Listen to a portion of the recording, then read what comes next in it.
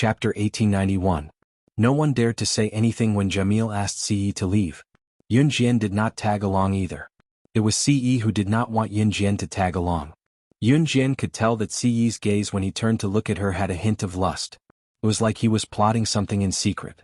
Before he left, Ce bent down and whispered something that only the two of them could hear. "Xiao Jian, wait for me tonight." Hearing Ce's words, Yun Jian was reminded of certain embarrassing scenes. Blushing, Yun Jian pushed Ce, who was leaning against her, away. It was only then that Ce flashed a handsome smile and left with Jamil. After being asked to leave by Jamil, Ce came back around 10 o'clock. However, Yun Jian did not let him have any meat tonight. Ce was very uncomfortable about it, but he did not force Yun Jian at all. It was just that the soundproofing here was terrible, so bad that, even if one went to the washroom, the people in the dormitory next door could hear them doing so. This was similar to the time when he went to his grandpa's house in the countryside with Chen Sini. Chen Sini's cousin could be heard farting in the room next door. It was mysteriously similar. Moreover, there were many women in the room next door. If Ce did something weird to her, how could he not be noticed? Hence, Ce could only hold back his desire. In fact, he wished that everyone knew that his Xiao Jian was only his. The next morning, when the sun was still up, Yun Jian and the others did not even have time to do their morning exercises before Jamil called them to a corner to begin the next round of training. All of you are special forces from all over the world. You must master survival skills in the wild, so from today onwards, all of you will undergo a month-long wilderness survival training. In this month, all of you must use your own hands to search for food. Before entering the forest, I'll give each of you a dagger. Other than that, no one is allowed to bring anything else. My request is that even if you die in the forest, you're not allowed to retreat. I won't give you any tools to call for help. It will only increase the difficulty of your survival in the wild. Now let's go, Jamil said in a simple and clear manner. Survival in the wild was an essential skill for the group of people present. If it was the previous survival training that Yun Jian encountered, they would definitely be given a rescue tool or something to give up halfway before entering the forest. Here, however, Jamil would not give them the chance to give up. If you can't make it, you have to die. This kind of training could increase a person's fighting spirit by 100-fold. There was no room for retreat, so they could only move forward. What Yun Jian could not understand was why Ce was with her. Moreover, he was still holding her hand as they walked in this place where wild beasts roamed freely as if they were admiring the scenery. Walala, not long after they entered the forest, it started raining. Without a word, Ce took off his jacket and draped it over her head to shield her from the rain before holding her hand to look for a shelter nearby. "There's a cave over there. Xiao Jian, let's go hide from the rain," Ce said as he tugged Yun Jian's hand and led her to a large cave. The cave was rather spacious and the entrance was covered by vines. Ce was skilled in survival in the wild. There was no need for Yun Jian to do anything. Before long, Ce had already picked up some firewood and started a fire. Ce's jacket was wet, but Yun Jian was unscathed because she had the jacket draped over her. Ce, on the other hand, was drenched from the rain earlier. Yun Jian could tell that the clothes and jacket he was wearing were all bought by her.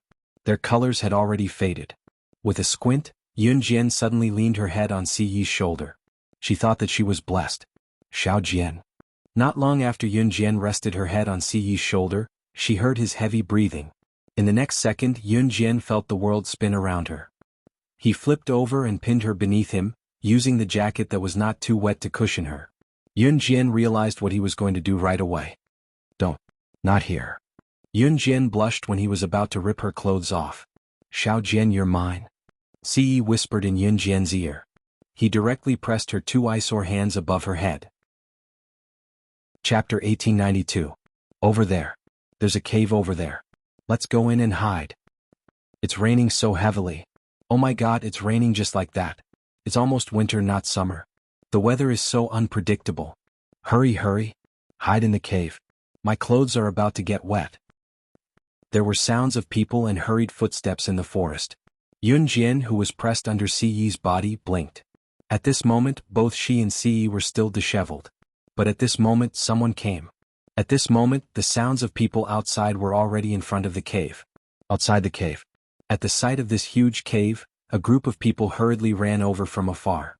Braving the rain, they used their own backpacks and coats to block the increasingly heavy rainwater and rushed to the front of the cave in a short while.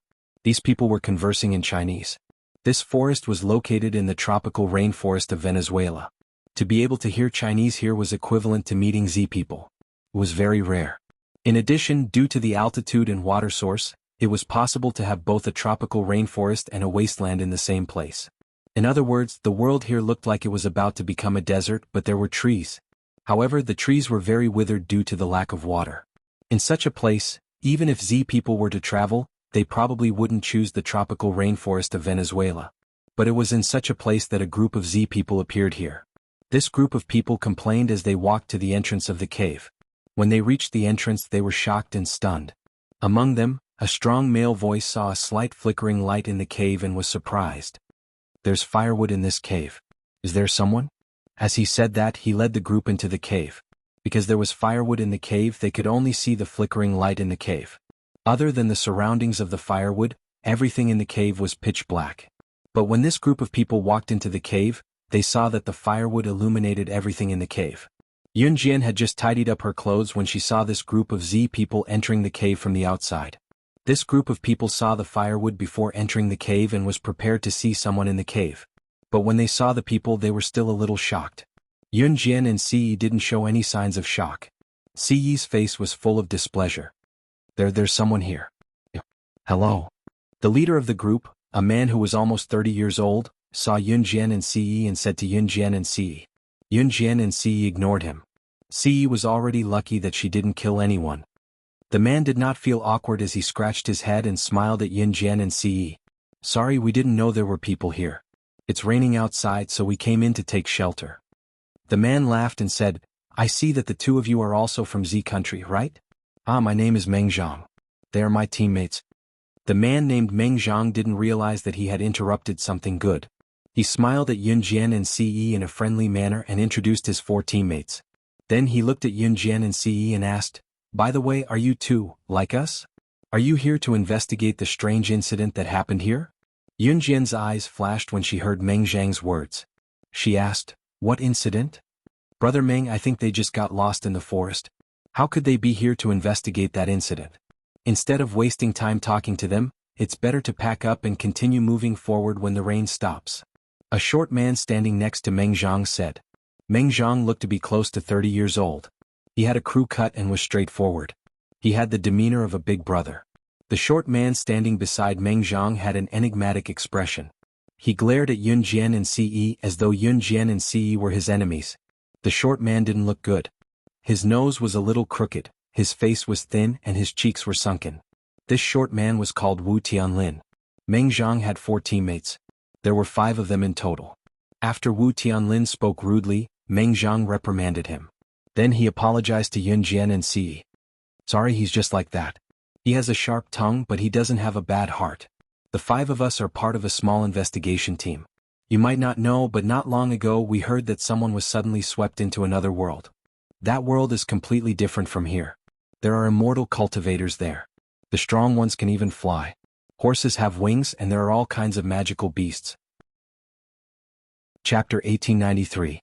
Cough, but you guys don't seem to know about this? Ah. If you guys didn't know about this, you'd think I'm joking, right? But we believe that there really is another world, so we came here to investigate. Meng Zhang scratched his head as he spoke. Indeed, this was a very far-fetched thing to say. Another world, and there were cultivators in that world. Powerful cultivators could even fly. Horses had wings, and that was the legendary Pegasus. There were also all kinds of magical beasts. That was simply a world that the author of the novel had randomly made up. If they hadn't seen it with their own eyes, such a place wouldn't exist at all. Ha, I feel like I'm getting more and more ridiculous. Seeing that Yunjian and Siyi didn't move, Meng Zhang scratched his head, obviously thinking that Yunjian and Siyi didn't believe what he said. That's right. How could an ordinary person believe such nonsense when they heard it was true? Wasn't this something that only existed in mythical television dramas? Meng Zhang felt that since Yunjian and Siyi didn't come here for the same reason as them, which was to investigate that bizarre matter as normal people, they definitely wouldn't believe it. However, just when Meng Zhang thought that Yunjian and Siyi would think that he was talking nonsense, Yunjian, who was standing in front of him, frowned. Siyi, on the other hand, didn't look surprised at all, as if everything was within his expectations. Meng Zhang was shocked. Yunjian curled her lips and said, "I believe you, continue."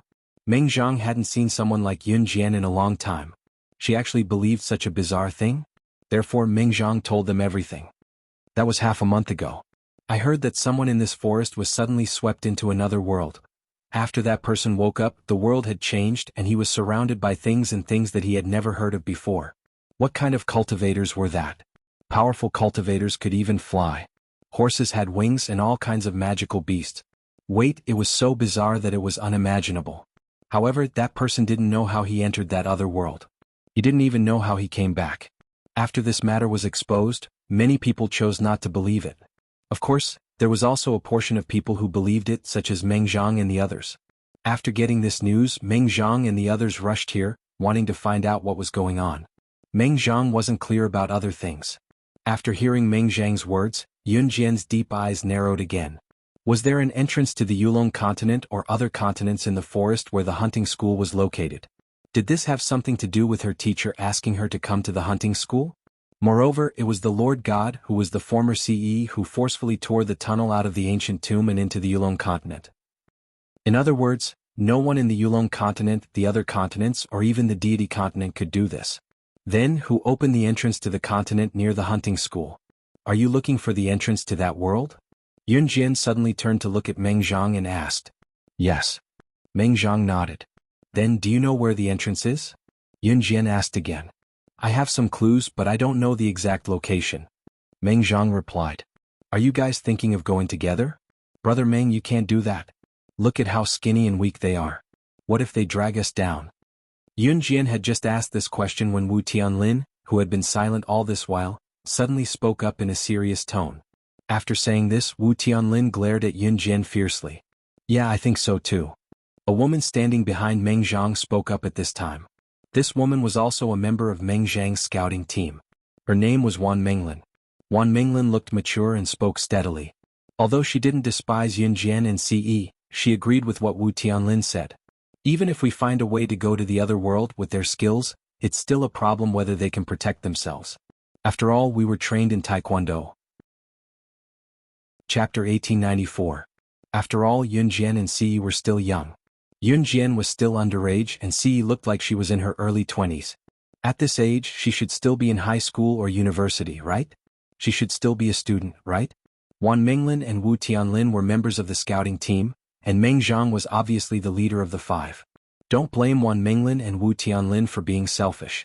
That was human nature. Yun Jian's tone just now clearly indicated that she was interested in another world. Therefore, Wan Menglin and Wu Tianlin immediately assumed that Yun Jian wanted to join in the fun. After all, she was a young girl. She would definitely want to join in the fun after discovering something so interesting. I do want to go. After hearing Wu Tianlin and Wan Menglin's words, Yun Jian didn't get angry. Instead, she said it very calmly. Although Wu Tianlin and Wan Menglin's words sounded like they were attacking Yun Jian, it was human nature. That was how human nature was. Let's use a simple example. For example, when you were playing a game, you would hope that you would be matched with a strong opponent, not a weak chicken. If you were matched with a weak chicken, even if you didn't directly attack them, you would definitely be unhappy after being tricked. This was human nature. Wu Tianlin and Wan Menglin were people who spoke their minds. They were afraid that Yun Jian and CE would shamelessly want to go with them and drag them down. Now, after hearing Yun Jian's words, Wu Tianlin and Wan Menglin were even more certain that Yun Jian wanted to shamelessly go with them.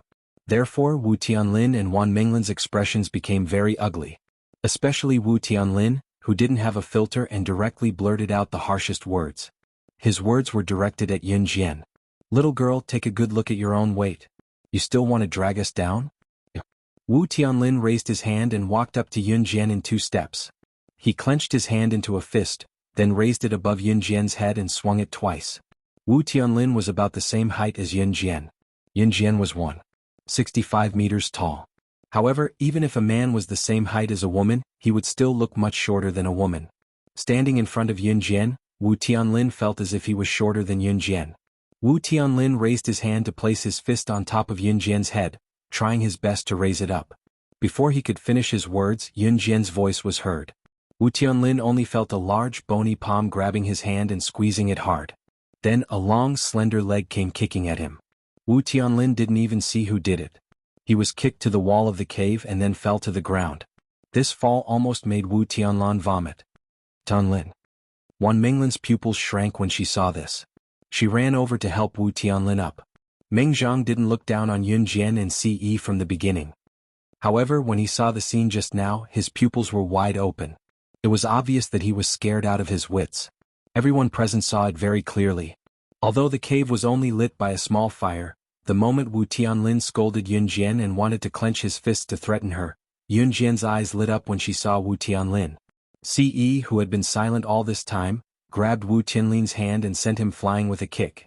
His movements were so fast that he was like a ghost. Everyone at the scene was completely shocked. No one could have imagined that this young man in his early 20s would have the ability to move so fast that the naked eye couldn't catch his movements. Just as Wan Minglin helped Wu Tianlin up, Ce had already grabbed Yun Jian's small hand. His cold gaze swept across the crowd, and his cold words made everyone's hearts tremble. His words were directed at Wu Tianlin. Chapter 1895. Wu Tianlin had merely clenched his fist and placed it in front of Yun Jian. He had remained silent the entire time and even acted as if he hadn't heard such a strange thing. Ce, who wasn't interested at all, kicked Wu Tianlin away. This action caused everyone present to go crazy. Not only did Ce make a move because of this, but what was even more shocking was that Ce actually had such valiant strength. The 5 people led by Meng Zhang were not only a small scouting team, but they had also undergone formal taekwondo training. They were also considered taekwondo experts.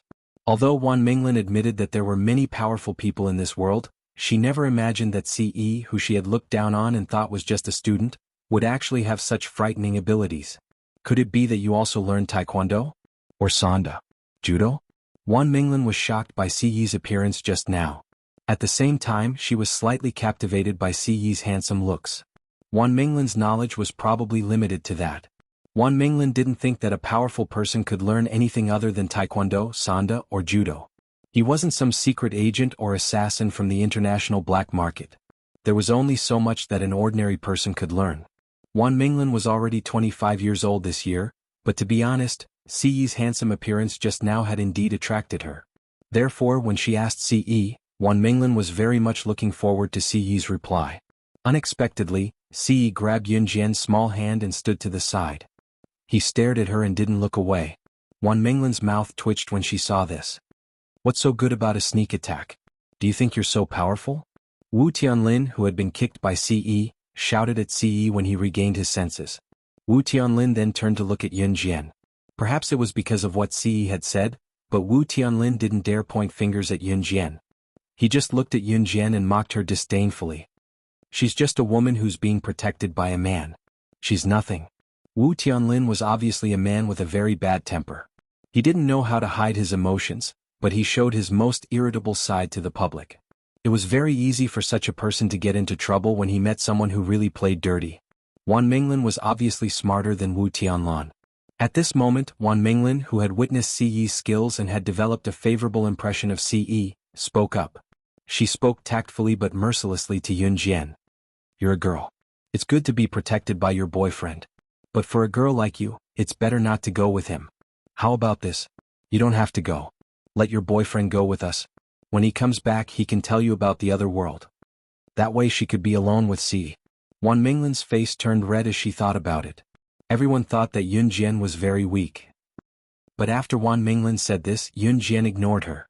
Yun Jian just leaned her head on Ce's shoulder and leaned her full breasts against Ce's chest. She closed her eyes. Seeing Yun Jian like this, Wan Minglin clenched her fists. In the end, she couldn't say anything. She must be doing it on purpose. Ce enjoyed this feeling very much. It was soft. An hour later, the rain stopped. Yun Jian and Ce wouldn't stay here for long. The same went for Meng Zhang and the others. Yun Jian, Ce and Meng Zhang's group of 5 had just walked out. A few figures appeared on the right side of the forest. The moment Yun Jian saw them, her eyes narrowed slightly. The leader was actually Mai Dan, who had always been at odds with her. He had threatened her earlier that if she dared to come to the hunting school, he would kill her. Mai Dan walked over step by step. He looked at Yun Jian ferociously. Suddenly he revealed a strange smile in front of everyone. Then he looked at Yun Jian and said, 16, you're really here. Ah, I've said it before. If you dare to enter the hunting school, I'll make sure you won't be able to walk out of here. Today I'll make it happen. Looking at Mai Dan's expression, it seemed like he had something to use against Yun Jian. Hearing my Dan's words, Meng Zhang, Wu Tianlin, Wan Minglan and the others' pupils shrank. They exclaimed in confusion, "Hunting school? 16. This is..." My Dan thought that Meng Zhang, Wan Minglan and the others were Yun Jian's friends. Hence, he sneered and exaggerated the truth in front of Meng Zhang and the others. Chapter 1896. As my Dan spoke, she smiled as she took out a folding scimitar from her pocket. She held the folding scimitar in her hand and waved it lightly, then pointed the blade at Yun Jian. My Dan's actions were to intimidate Meng Zhang, Wu Tianlin and Wan Minglan. It wasn't a coincidence that my Dan was able to find this place. From the moment Yun Jian and Ce entered the forest, my Dan had already bribed the person in charge of the hunting school's wilderness survival mission to obtain the location of Yun Jian and Ce when they were brought into the forest. If a normal person wanted to move from one location to another, it would definitely take some time to walk. When they entered the forest, it happened to be raining, and there was only one cave nearby that could shelter them from the rain. Thus, my Dan easily found Yun Jian and Ce. Seeing Yun Jian standing with Meng Zhang and the others, she naturally thought that they were her friends. Thus, my Dan didn't directly make a move. Instead, she used threatening words to make Yun Jian lose Wan Minglan and the others as friends. Reality proved that my Dan's threat was very successful. After hearing my Dan's words, Meng Zhang and the others did indeed show a frightened expression. Especially Wu Tianlin and Wan Minglan, who were the most unfriendly towards Yun Jian. Wu Tianlin's face stiffened. He originally thought that Yun Jian was just an ordinary girl, and wanted to use this to persuade Yun Jian not to follow them so as to not be a burden. Wan Minglan, who wanted to let Ce go with them, had an expression that couldn't be described as frightened. Hunting school, student? She. This time, the one who spoke wasn't Meng Zhang or Wu Tianlin, but Wan Minglan. Wan Minglan stared at my Dan with her eyes wide open, then looked at Yun Jian and then at my Dan. Her face was full of disbelief. Wasn't she supposed to be a weak and powerless young girl? How could she be a student of the International Hunting School? Hunting school. Basically, anyone who knew about international affairs would know what kind of school it was. Wan Minglan and the other four were all members of the scouting team, so they naturally knew about this. The Hunter Academy was a world-renowned training center for special forces. Every single one of the special forces soldiers who could enter the hunting school had been through hundreds of battles, had outstanding military achievements, and were the strongest among the people around them. That kind of person was a sacred and awe-inspiring expert. What Taekwondo expert? If they were to fight against them, they wouldn't even be able to touch the corner of their clothes. The gap between them was huge. Moreover, Wan Minglan and the others were not Taekwondo experts. They only knew a little Taekwondo. As for Yun Jian, she was also one of the students of the hunting school? Tsk, you don't believe me? My Dan suddenly felt that things were getting more and more interesting. He immediately assumed that Wan Minglan and her group were Yun Jian's friends, so he sneered twice. How could she be a student of the hunting school? Wasn't she just an ordinary girl? I don't believe it. I don't believe it. Wan Minglan, on the other hand, was stunned by Yun Jian's identity. Coupled with what she had said to Yun Jian before, her expression darkened and she looked terrible. My Dan was even more convinced that Wan Minglan was Yun Jian's friend. Look, now she was struggling, insisting that Yun Jian was just an ordinary girl. Yun Jian stood not far away and listened to my Dan and Wan Minglan's conversation. She only smirked and sneered at their ability to understand, but did not stop them. At that moment, Meng Zhang's reaction was much better than Wu Tianlin and Wan Minglan's, but the expression on his face still changed slightly. Wu Tianlin also looked like he had eaten dog shit. There were a few people beside my Dan. These people were all students of the hunting school. They had been following my Dan since before entering the school. It was obvious that my Dan's position outside was higher than these people. Although they did not know my Dan's identity before entering the hunting school, they were still trying to curry favor with my Dan even after entering here. It was obvious that my Dan was not an ordinary person. Especially the bald man beside my Dan. He was burly and looked like a man who practiced martial arts. This man followed my Dan's words and thought that Wan Minglan and the others were Yun Jian's friends. Therefore he sneered a few times. In order to curry favor with my Dan, he pointed at Yun Jian in front of everyone and pretended to be smart. He sneered at Wan Minglan and said, "You don't believe me? Hey, if she wasn't a student of our hunting school, how could she be here? Today is our hunting school's outdoor survival training." Chapter 1897. After the man finished speaking, Meng Zhang, Wan Minglan, and the rest were even more frightened. If the fact that Yun Jian was a student of the hunting school was unbelievable to Wan Minglan and the rest, Then the name of the Inhun organization brought them endless fear. Wan Minglin and the rest were so shocked that they couldn't even speak. My Dan glanced at the man as if she was praising him. Seeing this, the man looked pleased with himself for being able to please my Dan. Just when my Dan and the man thought that they had successfully tricked Yunjian's friend, Yunjian wore a nonchalant smile and said softly, "That's right. Childish, ignorant." After speaking, Yunjian grabbed Siyi's hand with her small hand and walked towards the forest at the side. When they left, Yunjian's cold gaze didn't even look at Wan Minglin and the rest. Even a fool would be able to see it. Yunjian and Wan Minglin were definitely not friends. Seeing this scene, my Dan instantly felt that he was extremely stupid. Just when my Dan was about to shout and chase after Yunjian with the dagger in his hand, bang bang bang. 3 gunshots rang out. 3 bullets flew past my Dan's head, left arm and right arm without missing a single inch. After the bullet flew past, it nailed into the tree behind my Dan and went deep into the wood. Seeing this scene, Wan Minglin, Wu Tianlin, and the rest were so scared that they almost knelt on the ground and trembled. They didn't know when Siyi had taken out his gun and fired 3 shots at my Dan. At that moment, Siyi had already put his gun away. He circled Yunjian and looked at my Dan and the rest. He warned them seriously, "Don't let me see you again. Otherwise, as students of the hunting school, I will kill you all without hesitation." After speaking, he dragged Yunjian and left. My Dan was so frightened by Siyi's words that his body trembled slightly. He didn't know why, but he didn't dare to chase after her with his dagger in hand. Even though Wan Minglin had learned of Yunjian's terrifying identity from my Dan, she still stared blankly at Siyi's silhouette, wanting to chase after her. "Hey, wait!" However, before Wan Minglin could catch up to them, Yunjian and Siyi's figures had already disappeared. From Mengzhang, Yunjian learned the approximate location of the world entrance that sucked people into it. As for that world, was it the Yulong continent or some other unknown world? Yunjian had no idea, but she had to find out. Thus, Yunjian and Siyi headed in the general direction that Mengzhang had given them. At this moment, in the headquarters of an Hun organization. The last time Si Luo told Luo Berry those secrets, he thought that she was pregnant and didn't dare to return to Shui Ying's place. He insisted on staying with Luo Berry. After that, Shui Ying angrily called for Mo Sen to bring Si Luo back from Luo Berry's place. It had been some time since that incident. Luo Berry packed her luggage and prepared to return home from an Hun organization. "Sister Luo Berry, are you really going back? Can you bring Si Luo back to your place to play?" Si Luo looked at Luo Berry as she packed her luggage. The last time Si Luo was brought back by Shui Ying, he didn't stay with Luo Berry, but they still played together in the day. "I don't think that person at your place will agree?"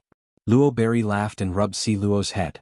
She had misunderstood the last time and thought that Shui Ying was being a jerk to Si Luo. Si Luo pouted after hearing that. "Then I'll be leaving. Help me say goodbye to them." Luo Berry rubbed Si Luo's head again and dragged her luggage out with a heavy heart. She didn't dare to tell him. She was afraid that he would make her stay again and she wouldn't bear to leave. Luo Berry was really determined to leave this time. What was the point of following him like this? The two of them didn't belong in the same world. Who knew that Luo Berry would bump into Mo Sen the moment she walked out of the door with her heavy luggage? Seeing Luo Berry dragging a large suitcase, Mo Sen's face, which had been smiling just now, instantly fell. His handsome face darkened immediately. "What are you doing?" Mo Sen grabbed Luo Berry's wrist and asked. I want to go home." Luo Berry didn't dare to look at Mo Sr. "You want to leave me that badly?" Mo Sen tightened his grip. Luo Berry didn't dare to reply. She didn't know how to lie. Just as Luo Berry didn't dare to look at Mo Sen suddenly grabbed her hand and forced her to look at him. The next second, Mo Sen's words stunned Luo Berry. Chapter 1898. Mo Sen was considered a gentleman. If it were Adam or Shui Ying, one would force himself on her while the other would force a kiss on her. They would not take the initiative. Although Mo Sen's tone was very firm, he did not force himself on her, nor did he force a kiss on Luo Berry. He only used very confident words to say this. The 4 leaders of the Inhun organization had one thing in common. They all had a certain level of attachment to the things they liked. Or to put it another way, as long as it was something they liked, regardless of whether you agreed or not, you had to agree. The reason why this was so similar was because the 4 leaders of the Inhun organization were all personally trained by Siyi. When they were very young, Siyi had told them something. He said, "If you want something in this world, take it with your own strength. If you can't take it, think of a way to make it yours forever." When a person was a child, it was the easiest time to implant ideas. For example, as the saying goes, people are born with good natures. The reason why they become bad later is because of the influence of the environment and various other factors. When a person is born, they are still young. Generally, children at this age are the easiest time to be led astray. NCE's words had penetrated deep into the hearts of Adam, Mo Sen, Shuiying and Lin Wei. Therefore, the four of them had such a similar point in common. At this moment, after hearing Mo Sen's words, Luo Berry was so shocked that she stood rooted to the ground. After being stunned for a few seconds, Luo Berry was about to speak, but she was interrupted by Mo Senator. He grabbed her wrist and pulled Luo Berry into his arms. Then he did not allow Luo Berry to refuse. "You're the one who provoked me. I won't accept any rejection." Mo Sun was afraid that Luo Berry would refuse, so he quickly spoke first. Luo Berry had been interested in Mo Sun for a long time. Otherwise, she would not blush every time she saw him. At this moment, although Luo Berry was shy and trembling, she still reached out and hugged him back. Then, her face blushed and she said as usual, "I thought you would hate me and not like me." Bathed in the sunlight, Mo Sen did not wait for Luo Berry to finish her sentence. He leaned over and grabbed that little mouth of hers that was talking nonsense. The tropical rainforest of Venezuela. Yun Jian and Ce passed through a large forest and headed towards the place Meng Zhang had mentioned. Since Meng Zhang and company found this place, it indicated that the destination was not far away. Yun Jian and Ce walked for an hour before they arrived at the place Meng Zhang had mentioned. At that time, there were suddenly many temporary houses built with simple materials in the originally uninhabited place. There were people all around the house, making it feel like a paradise. However, this was not a paradise. Everyone here, without exception, had come for the other world in the legends. "Oh ho, 2 more little friends are here. My 2 little friends, this way please." Just as Yun Jian and Ce were blinking at this scene, a foreign man in his 50s or 60s walked over excitedly and waved at Yun Jian and Ce. Seeing the friendly expression on the old man's face and the fact that Yun Jian and Ce did not know the exact situation, they followed the old man. As they walked, the old man introduced himself. "My name is John. You two can call me Old Monster John. This is the nickname that everyone gave me." As he spoke, the white-haired but energetic old man who called himself John turned to look at Yun Jian and Ce, asking with a smile, "What's the matter?" Chapter 1899. Central Continent? This was the second time Yun Jian had heard of this name. Yun Jian could not help but frown. The last time she heard of this name was from Huyen Ba, the head of the Huyen family, who used to be the #1 family in the Yulong continent. Huyen Ba had said something substantial back then. Back then, Huyen Ba had gone to the central continent and overheard a conversation between 2 black-robed men. The 2 black-robed men said that when the sorcerer god fell, the Lord God had used all his spiritual power to go against the heavenly Tao and saved him. They also said that the Lord God and the sorcerer god had gone to a place called Earth, and they had even sent people to assassinate them. They also said that if Yun Jian and Ce wanted to recover their memories as the sorcerer god and the Lord God, they had to inject powerful spiritual power into the sandalwood box. Later on, when they were absorbing the sandalwood box's memories, someone had interrupted them. Yun Jian believed that all of this was done by the mysterious person. The most important thing now was that since the black-robed men had appeared in the central continent, was the mysterious person from the central continent as well. Moreover, her teacher had asked her to come to the hunter school to find him. Did this mean that her teacher was also from the central continent? Yun Jian's eyes flashed. Her intuition told her that she had to go to the central continent. "Little friend? Little friend? Little friend?" Hardadef waved his hand in front of Yun Jian's eyes a few times before he managed to get Yun Jian's attention. Yun Jian had not recovered from the shock. She only raised her eyes slightly to look at Hardadef. Haha, from the looks of it, the 2 of you probably don't know the details. Have you heard of someone who was accidentally sucked into another world and then mysteriously returned here?" Hardadef was the first to speak. Yun Jian nodded. "I've heard of it." Ce stood beside Yun Jian. His handsome face paired with his cold expression made it seem as if all of this had nothing to do with him. He only had eyes for her. "The person who was mysteriously sucked into another world was my grandson Joseph. The world he was sucked into was a place called the Central Continent. This was what the people in that world told him." John explained again as he led Yun Jian and Ce to a row of simple houses. "My grandson plans to bring everyone to explore that world. However, we don't know how we're going to go there yet. Let me introduce you to my grandson Joseph. He's a friendly person," Hardadef said as he led Yun Jian and Ce to a house. There were 4 or 5 people sitting around the table in the house. One of them was a man who was about 25 years old. He had beautiful golden curly hair. This man was John's grandson, and also the one who was unintentionally dragged into the central continent. Joseph, these are the two new friends. Hardadef introduced Yun Jian and Ce to his grandson before turning around to introduce Joseph and the others. Joseph was indeed a friendly person. When he heard that Yun Jian and Ce were going to the central continent, he pointed to the benches in the house and gestured for Yun Jian and Ce to sit down. It's a very beautiful world. Trust me, I'll definitely bring you there. According to my observations over the past month, the entrance to that world will definitely open again in 3 days.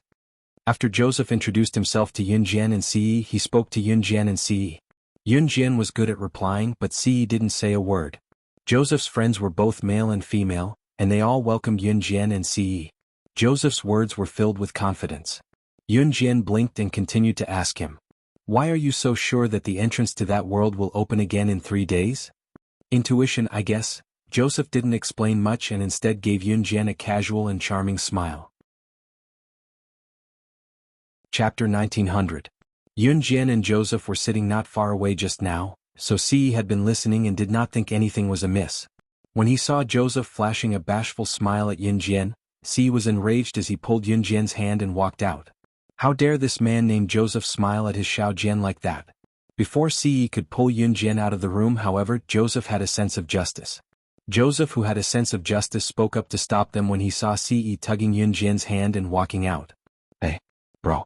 You're going to break her delicate hand if you hold her hand like that."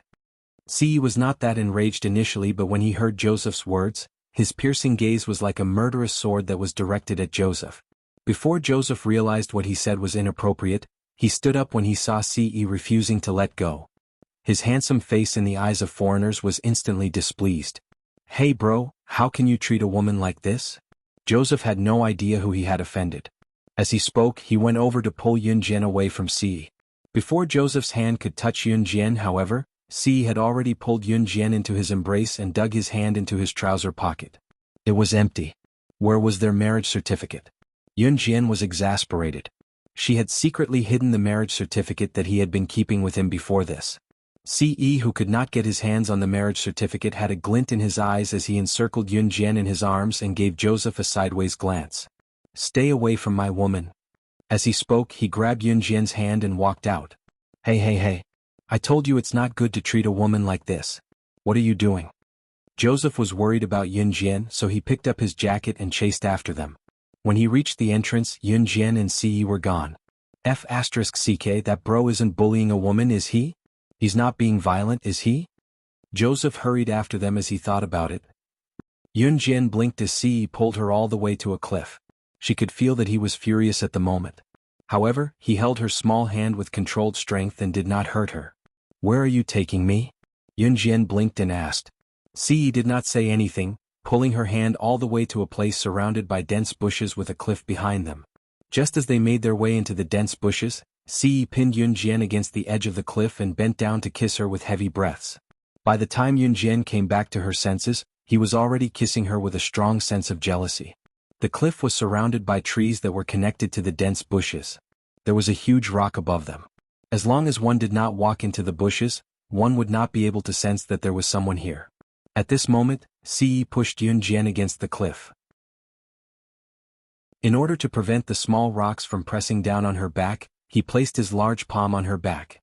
Ce's kiss was ferocious and Yun Jian's back felt a lot of pressure, but her back was unscathed. Ce's palm that was pressed against Yun Jian's back was scratched by the pebbles, but he did not care. After the kiss, Yun Jian wrapped her hands around Ce's neck. She wanted to ask Ce what was wrong, but she felt Ce raise her two small hands above her head with his other large palm and withdraw his other hand from her back. Yun Jian could see that the back of Ce's hand that was pressed against her back was scratched by the rocks. It was even bleeding. "You're bleeding?" Yun Jian said anxiously. Before Yun Jian could finish, however, Ce's bruised hand lifted her leg that was in the skirt, forming a 90-degree angle as he leaned forward. Chapter 1901. Reality proved that a man like Ce, who had tasted meat, couldn't help but be a vegetarian every day. Even if Yun Jian was stupid, she could tell that he was angry because Joseph was too close to her.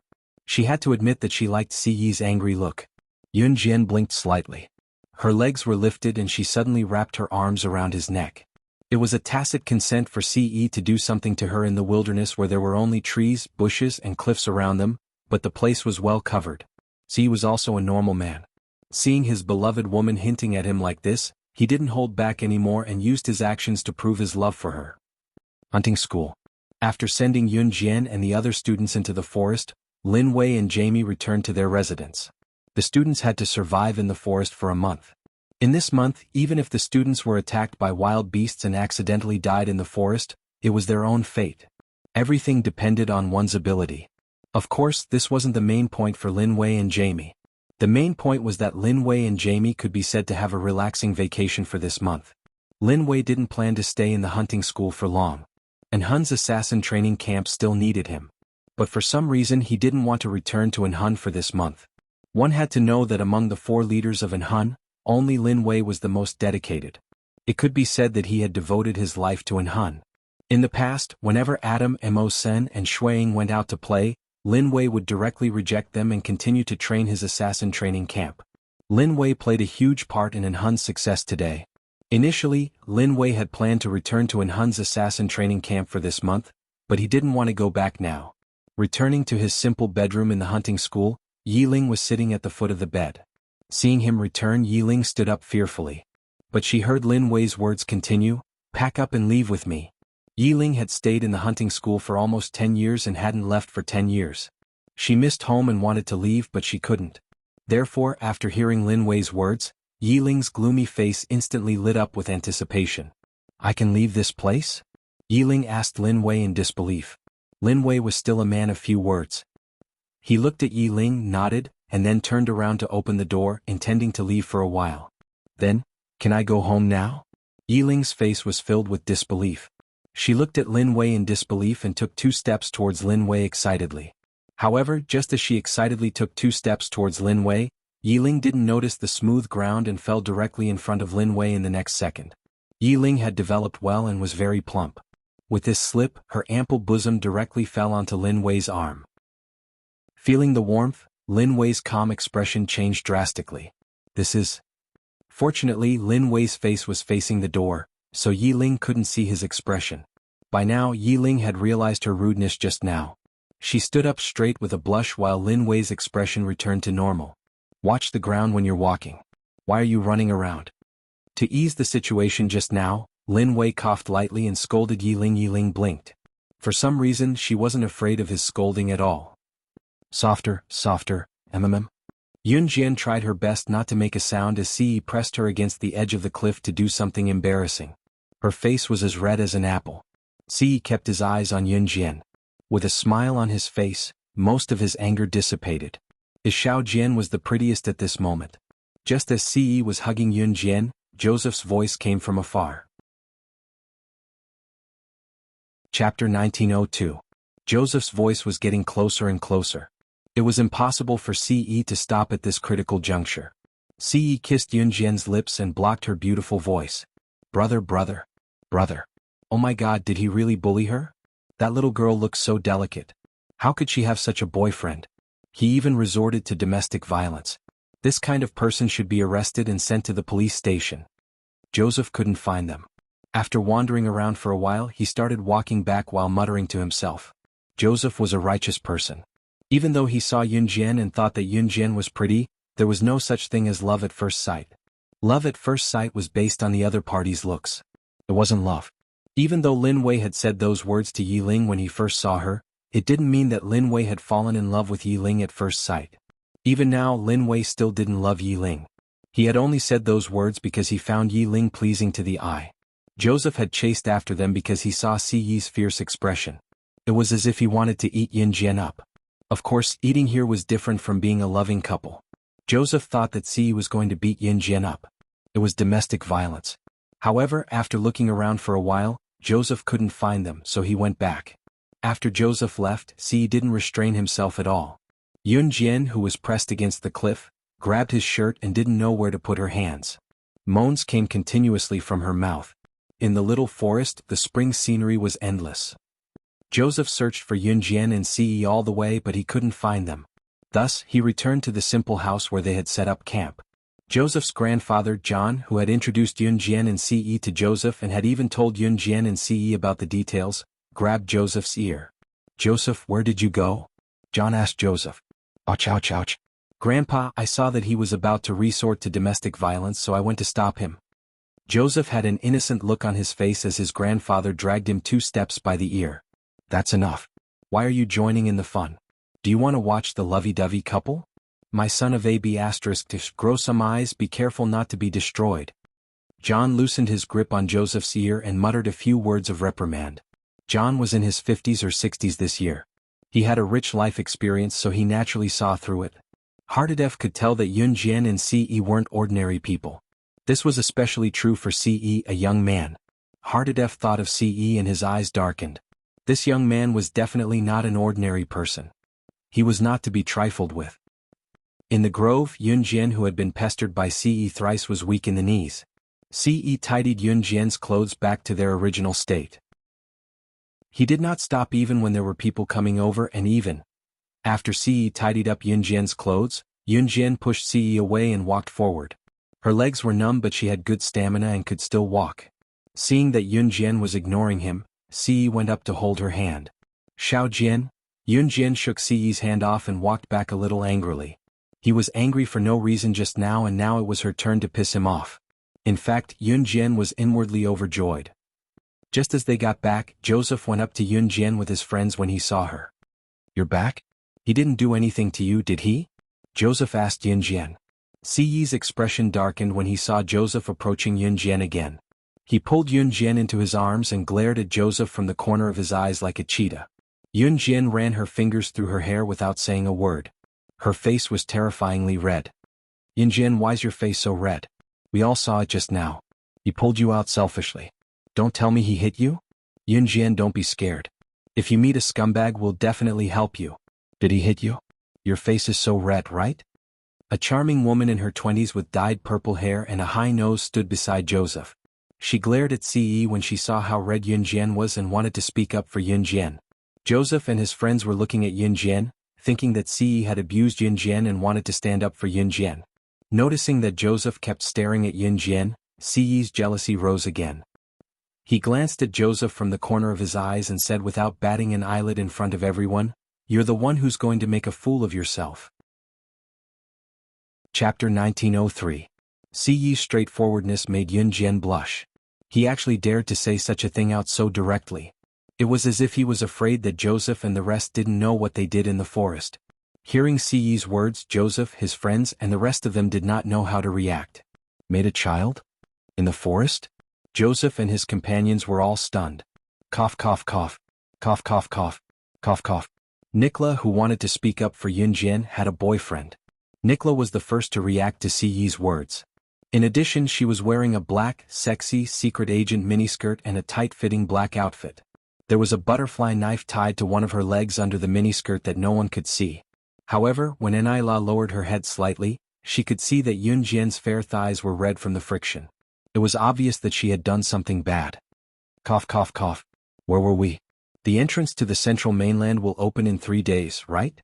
Hurry up, let's continue with our preparations. Nikla was the first to react. She dragged Joseph and his other friends into the house while everyone else was still reacting to the situation.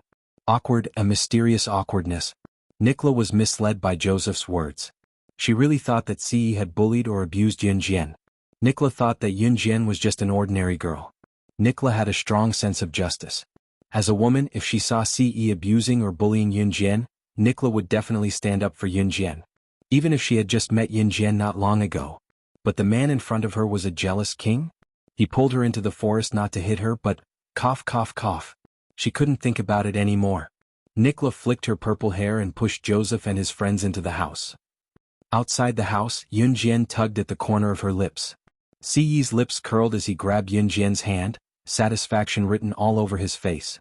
Without a marriage certificate, he could still declare his sovereignty. His Xiao Jian could only be his. No one could dream about it. Hardedef was considered the supervisor here. He arranged a room for Ce and Yun Jian so that Ce and Yun Jian could stay here at night and rest during the day. Yun Jian and Ce rested here. In the next 3 days, Yun Jian got to know Joseph, his friends, Hardedef, and the people here. They were all friendly. These people were all modest and friendly, especially Hardedef. As long as there were people who wanted to go to the central continent and wanted to explore it, or people who were interested in passing by, he would take them in.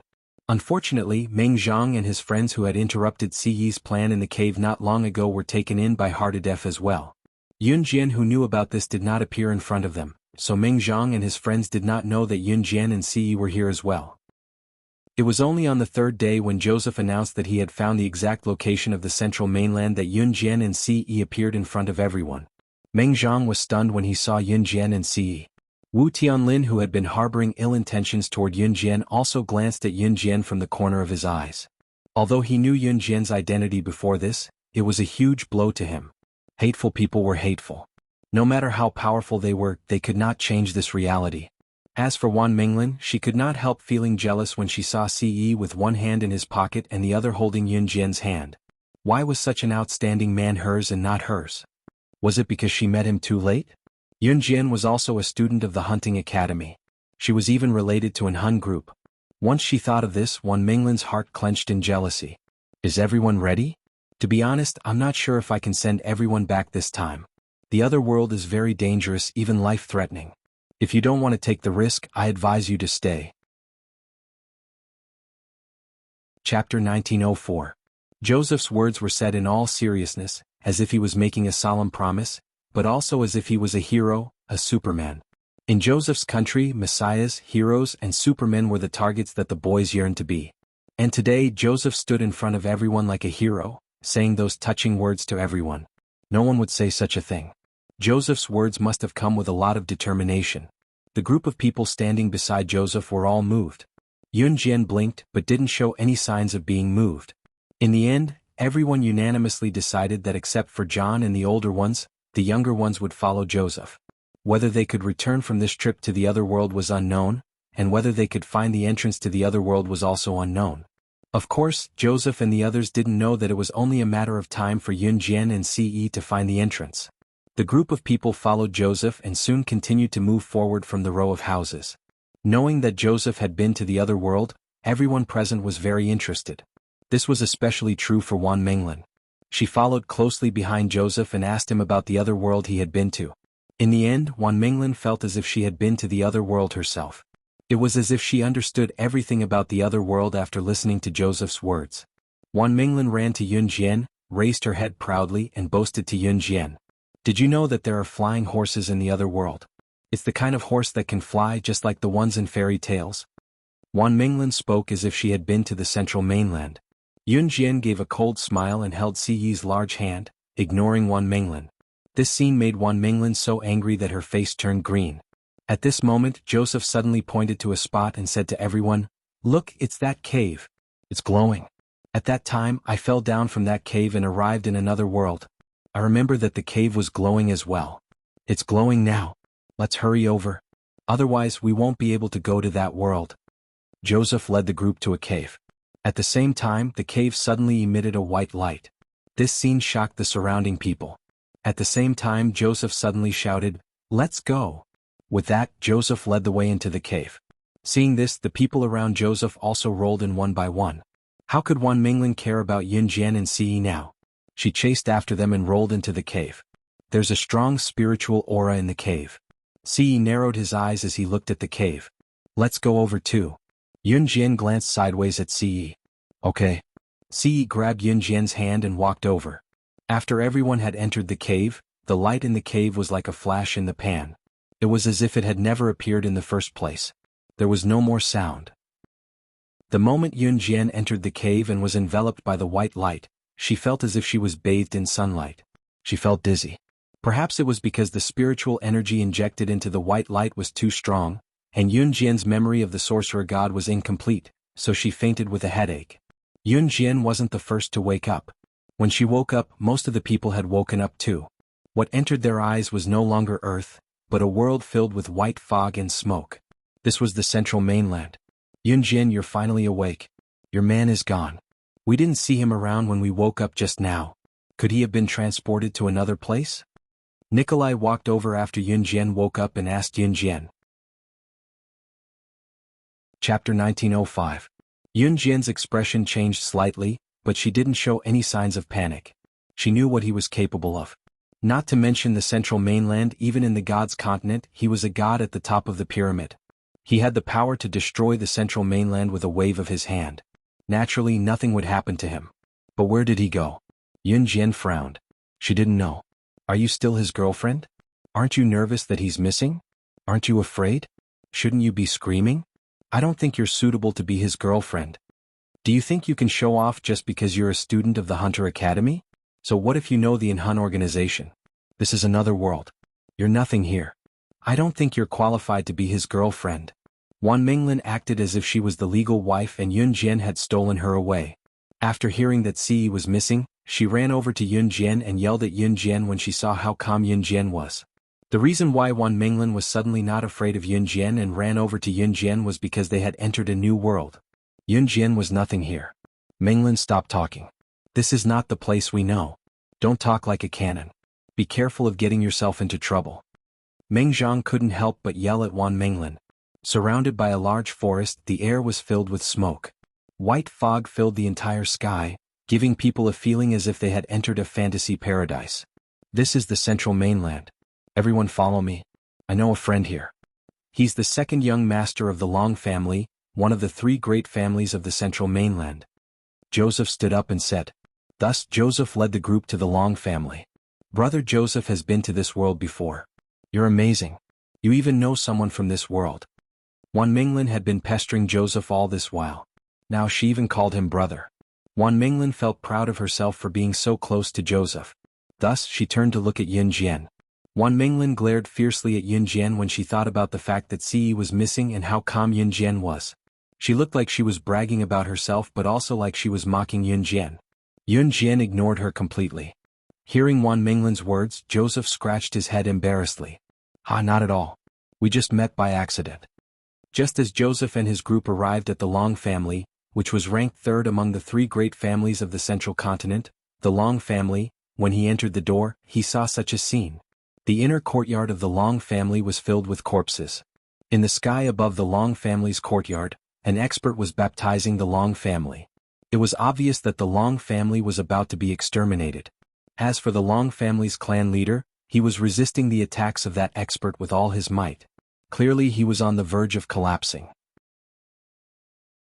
The group of young men and women beside the Long family's patriarch were the descendants of the Long family. Seeing this bloody scene, Joseph and the surrounding people cried out in alarm. When the second young master of the Long family saw Joseph, his pupils constricted and he shouted at Joseph, Go! Go! Joseph! Leave this place! Run! In the central continent, it was common for families to fall. Sometimes, a powerful expert with strong spiritual power could exterminate a family. Joseph was stunned when he heard this. Wan Minglin was so frightened that she turned around and wanted to run. Hee. Since you're here, don't leave. Stay here. The expert flying in the sky waved his hand and closed the door. Wan Minglin originally wanted to be the first to run out, but the door was closed tightly. She was so frightened that she sat on the ground and trembled. Why did they have to encounter such a thing? What a coincidence, they came here just when the Long family was about to be exterminated. It's actually a human without any spiritual power. The expert discovered that Joseph and the rest did not have any spiritual power and was surprised. He then relaxed his attack on the Long family's patriarch. Interesting. You're actually from Earth. All of you will become my dinner. The expert pointed his spear at everyone. For a moment, everyone, including Wan Minglin, was so frightened that they did not dare to move. One must know that there were immortal cultivators in this world. If an immortal cultivator moved a finger, they would not be able to fight back at all. Just as the expert was about to kill everyone with a wave of his hand, however, a blinding light shot out from Yun Jian's hand in front of everyone and easily blocked the attack. Seeing this, the expert's pupils constricted. This little girl was actually able to block his attack. One must know that this little girl did not have any spiritual power. In the various continents, there were only two reasons why one could not see the other party's spiritual power. First, the other party was a human from Earth. Second, the other party's spiritual power was higher than his. Could it be that this little girl? The expert was stunned, then he frowned and asked Yun Jian, Who are you? At this moment, everyone looked at Yun Jian. However, Yun Jian released her aura in front of everyone. She looked directly into the expert's eyes without fear. Suddenly she curled her lips and sneered. Just like 1,000 years ago when she was famous across the continents for killing the gods, all the experts of the continents were frightened by her name. She said coldly, "Despicable commoner, listen carefully to the question of who I am." Chapter 1906. At this moment Yun Jian's aura was fully unleashed. That powerful aura made everyone present shudder. Meng Zhang, Wu Tianlin, Wan Menglin, Joseph, Nikolai, and the rest felt their hearts skip a beat. Yun Jian's words made the powerhouse fly in the air in a daze. He could not react for a while. Not to mention the Long family, the last of the three major families in the central mainland. When Joseph brought his people here, the Long family, who could not withstand the powerhouse's attack and were about to be wiped out, only wanted to curse when they saw Joseph and the rest. Were they stupid? Coming here at this juncture was asking for death. However, the Long family did not expect such a huge change. They were not mistaken. A ray of light flew out from the hand of the human girl who did not have any spiritual power and blocked the powerhouse's attack. The girl even called herself Sorcerer Goddess? In the legends, she had been to the gods' continent that no one could reach or even know if it existed in this world. She had even killed the gods of the gods' continent with her bare hands. The Sorcerer Goddess, the daughter of the Sorcerer clan from the Sorcerer clan of the Yulong continent. The Sorcerer Goddess, the youngest and most powerful of the Sorcerer clan.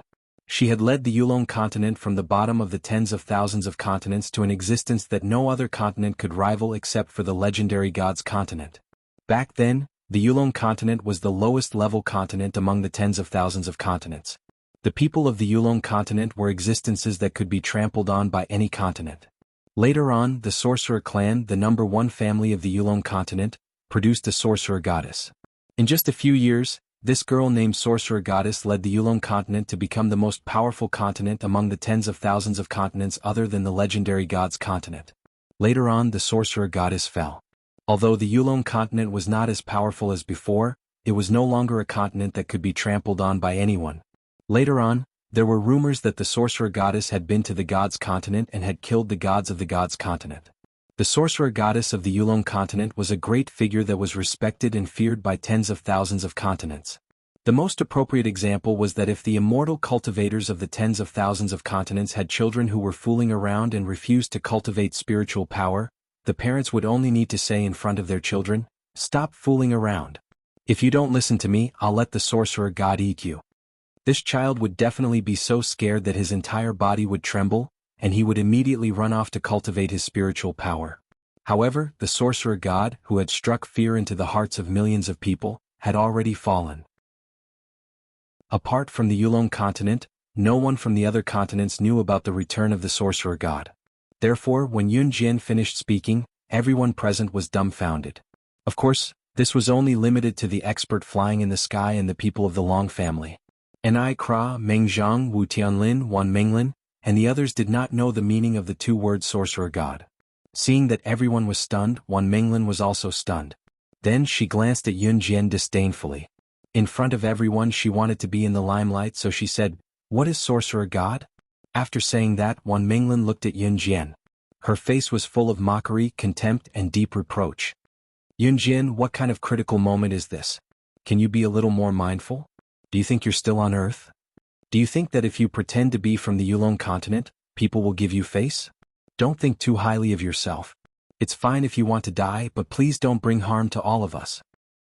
Something like this was happening in the Long family of the central mainland. At the same time, in the deity continent. The deity continent really existed, and it stood at the top of the millions of continents. It required a strong spiritual power to open the passage to the deity continent. Similarly, to leave the deity continent to go to the millions of continents or Earth, one also needed to open the passage. There were no more than 10 deities on the deity continent who could open the passage to or from the deity continent. Therefore, even if the deities on the deity continent really existed, they could not stand in front of everyone. The deity continent, the temple. The temple was the symbol of the deity continent. At the same time, it was also the place where the ruler of the deity continent lived. It symbolized supreme glory. All the deities on the deity continent were under the jurisdiction of the ruler of the temple.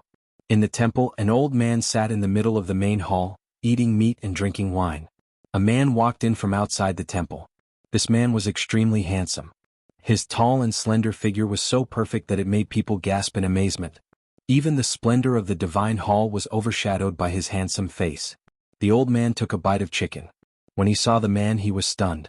Then he cheered, "Yo, the ruler of our deity continent, the Lord Divine Lord, is finally willing to come home?" As he spoke, the old man took a bite of chicken drumstick and a sip of wine. He looked at the man left and right as if he was looking for someone. When he could not find the person, the old man scolded the man with dissatisfaction. Chapter 1907. As the old man spoke, he took another bite of the drumstick and drank a mouthful of wine with it, looking extremely satisfied. Siyi's gaze darkened as he glanced at the old man from the corner of his eyes. Suddenly, he stretched out his right hand and grabbed the air in front of the old man. The old man, who had been sitting comfortably on the short table, was suddenly pulled up by a force and hovered in the air. The drumstick in his hand fell off and spun in front of him. The old man wanted to grab his drumstick, but there was a force that prevented him from doing so. The old man could not break Siyi's spiritual energy even after exhausting all his spiritual energy. Burp. The old man burped first and hovered in the air, glaring at Siyi with his not-so-ferocious eyes before continuing. "Brat, are you trying to kill your father? Hurry up and put me down.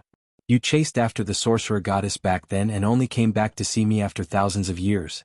You're being rude to me the moment you come back. Be careful or I'll spank you." As he spoke, the old man even clenched his fist at Siyi like an old child. The temple was where the ruler of deity continent resided. The ruler of deity continent was also the ruler of the gods. It was the symbol of supremacy, the symbol of ultimate capability. Siyi was the ruler of deity continent. Lord Deity was the title the gods of deity continent gave him. This old man was Lord Deity's father, the Lord Deity. At the same time, the old man was also the previous ruler of deity continent. Lord Deity was the title the gods gave to the previous ruler. At this moment, the Lord Main God, who was revered by all the gods, was hovering in the air, unable to land on the ground. "Old man, let me give you a piece of advice. If the beloved disciples you sent to tail her dare show up again, don't blame me for killing them." Siyi looked at the old man coldly as he uttered those words. Every time he was alone with Xiao Jian or wanted to do something, the annoying fellows the old man sent to watch their every move would appear. If it were not for the old man's dignity, he would have destroyed those fellows directly. With that, he retracted his hand and his spiritual energy dissipated. Like a bird with a broken wing, the old man fell from the air without any warning and landed back where he had been sitting just now. With a loud thud, the old man groaned and rubbed his butt to face Siyi, feeling wronged. "How can you treat your old man like this? Brat. Be careful, or I'll make the sorcerer goddess Cutie ignore you forever." "How dare you?" Siyi's eyes darkened when he heard that the old man wanted her to ignore him forever. The old man was terrified. Seeing the change in Siyi's expression, he quickly waved his hand. No, I'll listen to you. Which goddess Cutie is yours? And I dare not snatch her from you." He wasn't being a coward. He was just going easy on him. The old man wiped the sweat off his brow and instantly felt that it was fortunate that he had cleared up the relationship with the little girl one step ahead of him. He was now the sorcerer goddess Cutie's master. On the other side, after Wan Minglin mocked Yun Jian, the surroundings were silent. After 2 seconds of silence, the Long family master suddenly looked at Wan Minglin. He didn't even care about the experts who were flying in the sky and almost annihilating the Long family. Wan Minglin was still feeling smug at this moment, but the Long family master suddenly looked at Wan Minglin and said to his Long family guards, "Capture that woman." According to the continent's practice of speaking rudely to the sorcerer goddess, that woman should be burned alive. Shatter his soul and scatter his soul. This practice was a rule set by the continents 1,000 years ago. Anyone who spoke rudely to the sorcerer goddess would have their soul shattered after being burned to death. Their soul would be destroyed. They would never be able to reincarnate. What kind of practice is this? You're treating human lives like grass. Is there any law? Wan Minglin was so frightened that she fell to the ground. Her face darkened as she shouted. Meng Zhang, Wu Tianlin, and the others were also shocked. What kind of practice was this? Speaking rudely to Yun Jian. She actually wanted to burn her alive, shatter her soul, and destroy it? Meng Zhang, Wu Tianlin, and Aikila, and the others present couldn't understand. Yun Jian, who was standing on the same spot, smirked slightly. She turned her head to the side and faced Wan Minglin in front of everyone. She was cold and full of vigor, as if she was the ruler of all things. Her words rang out. The words that came out of her mouth stunned everyone present. her vigor, her arrogance. Chapter 1908. The sorcerer goddess was the law of the land. This was not an exaggeration at all. Yun Jian had the unique aura of the sorcerer goddess. Even if the Long family and the powerhouses in the sky did not believe it, they could not do it. Who else could have such a strong aura other than the sorcerer goddess? Although they were not within 3 meters of Yun Jian, they could not detect if there was really no spiritual power within 3 meters of the sorcerer goddess. However, with Yun Jian's aura just now, no one else in the world could do it except for the sorcerer goddess. Sorcerer goddess. The head of the Long family suddenly knelt down in front of Yun Jian and shouted. Seeing this, the younger generation of the Long family knelt down and imitated the head of the Long family to kowtow to Yun Jian. In an instant, the scene was extremely chaotic. The only thing that was left in the crowd's ears was the words, sorcerer goddess. It was obvious that the sorcerer goddess was very impressive back then. Even today, thousands of years later, when they heard the words, sorcerer goddess, all the families in the mainland would still kneel down and kowtow to her. In an instant, the words, sorcerer goddess, shook the sky. The powerhouse who was so arrogant in front of the crowd just now wanted to escape when he saw that the situation was not right. However, Yun Jian, who was in front of the crowd, stretched out her hand. She did not even look at the powerhouse. She used her spiritual power to grab the powerhouse's body and squeezed gently. The powerhouse who could annihilate Long family, the tail of Central Mainland's 3 dominant families, all by himself, was killed the moment Yun Jian pinched him lightly in the air. Exploded. The powerhouse's eyes widened. The second before he exploded in front of the crowd, he looked at Yun Jian in disbelief, but he had no choice but to believe it. In the next second, the powerhouse's body was completely destroyed. Not even his bones could be found. He completely disappeared in front of the crowd. Seeing this scene, the head of the Long family and the rest of the Long family gasped in shock. As expected of the sorcerer goddess. She was so powerful that no one could defeat her. That powerhouse just now had the ability to force the Long family into a dead end by himself. But as the sorcerer deity, Yun Jian was able to destroy such a powerful expert with just a pinch of her fingers. Seeing this scene, the people from the Long family sighed, but they didn't want to die. They had seen this kind of scene many times. However, Wan Minglin and the others were so scared that their eyes almost popped out of their sockets. She kill. Wan Minglin was so scared that she stuttered, unable to let out a fart for a long time. However, just as Wan Minglin stuttered for a long time without saying a word, Yun Jian suddenly felt a huge wave of spiritual energy around her. She narrowed her eyes and in the next second, her figure flashed and chased in the direction of the huge wave of spiritual energy. Whether it was the Long family or Joseph's group, since she had come to the central continent, she did not plan to stay for long. At this moment, Yun Jian didn't say anything and just chased after the figure with huge spiritual energy fluctuations. 2 shadows that were as fast as phantoms shuttled through the forest. In the next moment, the figure in front of him landed on the ground. Yun Jian couldn't help but narrow her eyes at someone who could run so far in front of her. This person must be a god from the gods' continent. Apart from the gods' continent's gods, there was no one else who could run so far in front of her before she caught up to them. In the next breath, Yun Jian grabbed the shoulder of the figure who was running at high speed. You've been watching me since we were in the hunting school. What's your motive? After Yun Jian grabbed the figure's owner, her cold voice rang out. The person whose shoulder was grabbed by Yun Jian was a woman who was slightly taller than Yun Jian and had a voluptuous figure. The woman was looking straight ahead, so Yun Jian couldn't see her face clearly. Hearing that Yun Jian had discovered her long ago, the woman was obviously shocked. However, Yun Jian's words rang out again. These words made the woman even more flabbergasted. Chapter 1909. If what Yun Jian said just now was not shocking enough, the way she addressed her as senior sister was a huge blow to the woman's ego. How did she know? The woman thought so and asked, "How do you know who I am? Master met you on Earth, but we've never met. How do you know of my existence?" He speaks the truth when he's drunk. Apart from me, he only has one disciple. Yun Jian narrowed her eyes and smiled. Obviously, Master Bailey spoke the truth when he was drunk. He told Yun Jian that he had another female disciple apart from Yun Jian. The woman was speechless when she heard that. She felt like she had been betrayed by her stupid master. The woman didn't feel like she had betrayed her master's trust when she was caught stalking her and recognized her identity. "Alright, since you recognized me, I won't hide anymore." The woman turned around and looked at Yun Jian. What entered Yunjian's eyes was a woman's face with an ancient charm. The woman had a strong scholarly smell, but her body was so charming that men couldn't stop looking at her. Her seemingly innocent face, coupled with her voluptuous breasts and plump buttocks, made her look cold, gentle, sexy, and a little mysterious. It had to be said that an ordinary person would give off a strange feeling if they were to have these characteristics. However, when everything was presented on this woman, there was a unique kind of beauty that opened people's eyes. Even Yunjian couldn't help but blink. I've heard that you're the only disciple apart from me. Strictly speaking, you're my junior sister. The woman reached out her hand to Yunjian and said boldly, "It's my first time meeting you.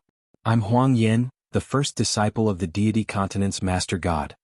The woman who called herself Huang Yin was very bold and straightforward. She had the refreshing feeling of a heroine.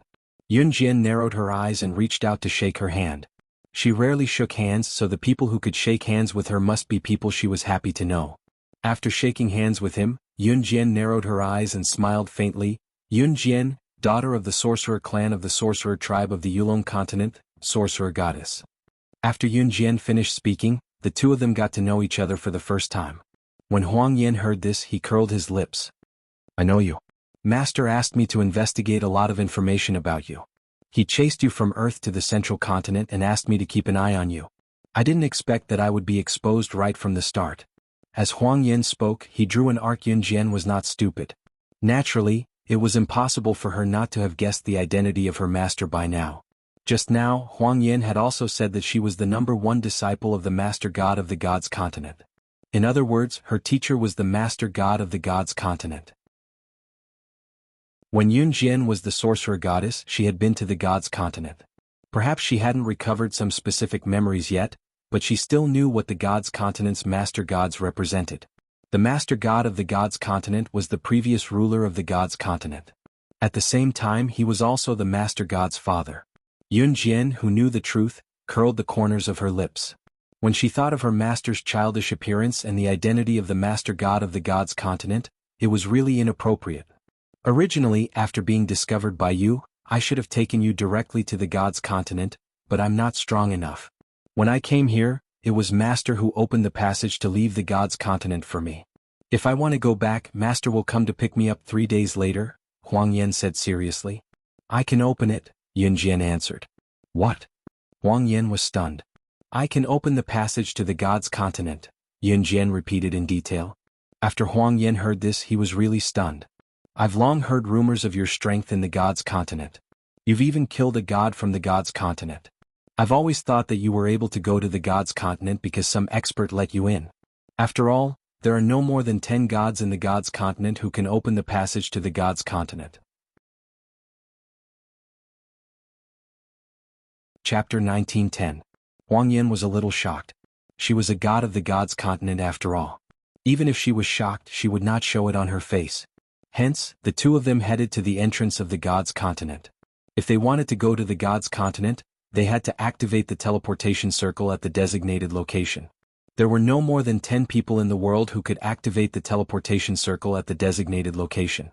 Apart from Yunjian, the rest were all gods of the gods continent. However, even Yunjian had to go through the designated location to activate the teleportation circle to the gods continent. When Huang Yin came out of the gods continent, it was the master god who activated the teleportation circle at the designated location. The designated location to the gods continent was the Tan family, the leader of the 3 great families of the central continent. At the same time, in the hunting school, Yiling had stayed in the hunting school for so many years. She had very few things that belonged to her. She only had 2 sets of clothes and almost nothing else. For example, the dead 211 and the group of women who were with him had stayed in the hunting school for so many years. However, 211 and the group of women who were with him had beautiful clothes and jewelry. They were all luxury goods that could be sold at a good price. This was because those things were obtained by 211 and the group of women using their bodies in exchange for those things. Yiling packed her things in the girls' dormitory building and waited excitedly for Lin Wei downstairs. She could finally leave the hunting school. At this moment, the excitement in Yiling's heart could not be described with words. Lin Wei didn't pack anything. Seeing Yiling waiting for him downstairs in the female dormitory, he walked over in a few steps and wanted to help her carry her luggage. No, I can carry it myself." Yiling carried her luggage with both hands and wanted to reject Lin Wei's kindness. However, Lin Wei grabbed the luggage that Yi Ling was carrying with both hands and left with Yi Ling, not allowing her to refuse. Just as they got into Lin Wei's Maserati sports car, Yi Ling hugged her luggage and asked Lin Wei, "Where are we going? Can I go home now?" "Travel." Lin Wei was still a man of few words. He gave Yi Ling a simple reply. "Travel?" Yi Ling was stunned. If Adam or Snow Eagle were here, they would probably be stunned by Lin Wei's words. Traveling? In the past, when Adam went on a trip with the Snow Eagle organization, Lin Wei rejected them very straightforwardly. The reason was only one word: boredom. Yi Ling naturally didn't know this, but she wanted to go home, so she turned her head to look at Lin Wei, pursed her lips and asked Lin Wei, "Then after the trip, can I go home?" "Okay." Lin Wei agreed. Yi Ling's heart was suddenly filled with excitement. However, Lin Wei's next sentence broke Yi Ling's excitement.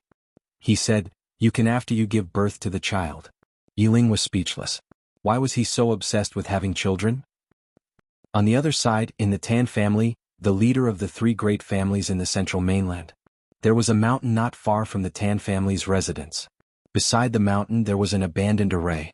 Legend had it that as long as this array was activated, one would be able to head to the deity's continent. However, this was only a legend. However, beside this abandoned formation, there was sufficient spiritual energy. In layman's terms, cultivating beside this abandoned formation would be 10 times faster than cultivating outside. Therefore, under normal circumstances, the disciples of the Tan family would cultivate beside this abandoned formation. When Yun Jian and Huang Yan arrived, they saw many disciples of the Tan family cultivating beside this abandoned formation. Although this formation was abandoned, as long as enough spiritual energy was injected into this formation, the abandoned formation could be opened and one could head to the deity's continent. Yun Jian and Huang Yan had just arrived, but before they could reach the abandoned formation, they were stopped by someone. "Who are you? What are you doing here? Don't you know that this is a forbidden area? Other than the people of the Tan family, outsiders are not allowed to enter." Chapter 1911. The Tan family was actually responsible for guarding the passage between the God's continent and the other continents. They were the guardian family of this abandoned Dharma array. At the same time, the strength of the Tan family's disciples was also very strong. That was because cultivating at the entrance to the God's continent, which was the abandoned Dharma array, could be 10 times faster than cultivating outside. Therefore, among the thousands of continents, the Tan family's strength could not be underestimated. At the same time, the Tan family had also guarded this abandoned Dharma array for generations in order to prevent some bad people from getting close to the Dharma array and destroying it. When Huang Yan came out of the God's continent, she was not discovered by anyone in the Tan family. As for the matter of the sorcerer god going to the God's continent and killing the gods of the God's continent, it was also spread by the ancestors of the Tan family. This was because the ancestors of the Tan family had seen the sorcerer god open this abandoned Dharma array and go to the God's continent with their own eyes. Now, after a long time, the people of the Tan family still firmly believed that the God's continent really existed in this world. They had been guarding this abandoned Dharma array, absorbing the spiritual power emitted by the Dharma array and protecting it. At this moment, the burly man standing in front of Yun Jian and Huang Yan was looking at Yun Jian and Huang Yan with a vicious expression. Seeing that Yun Jian and Huang Yan did not move or leave, the burly and muscular man roared at Yun Jian and Huang Yan. "Why are you still not leaving?" After roaring, the man revealed a ferocious expression at Yun Jian and Huang Yan. Ordinary girls, even if they were cultivators, would have been scared away by the man's ferocious expression and terrifying aura. Seeing that Yun Jian and Huang Yan did not move, the man frowned. "Big brother, are you going to be kind again?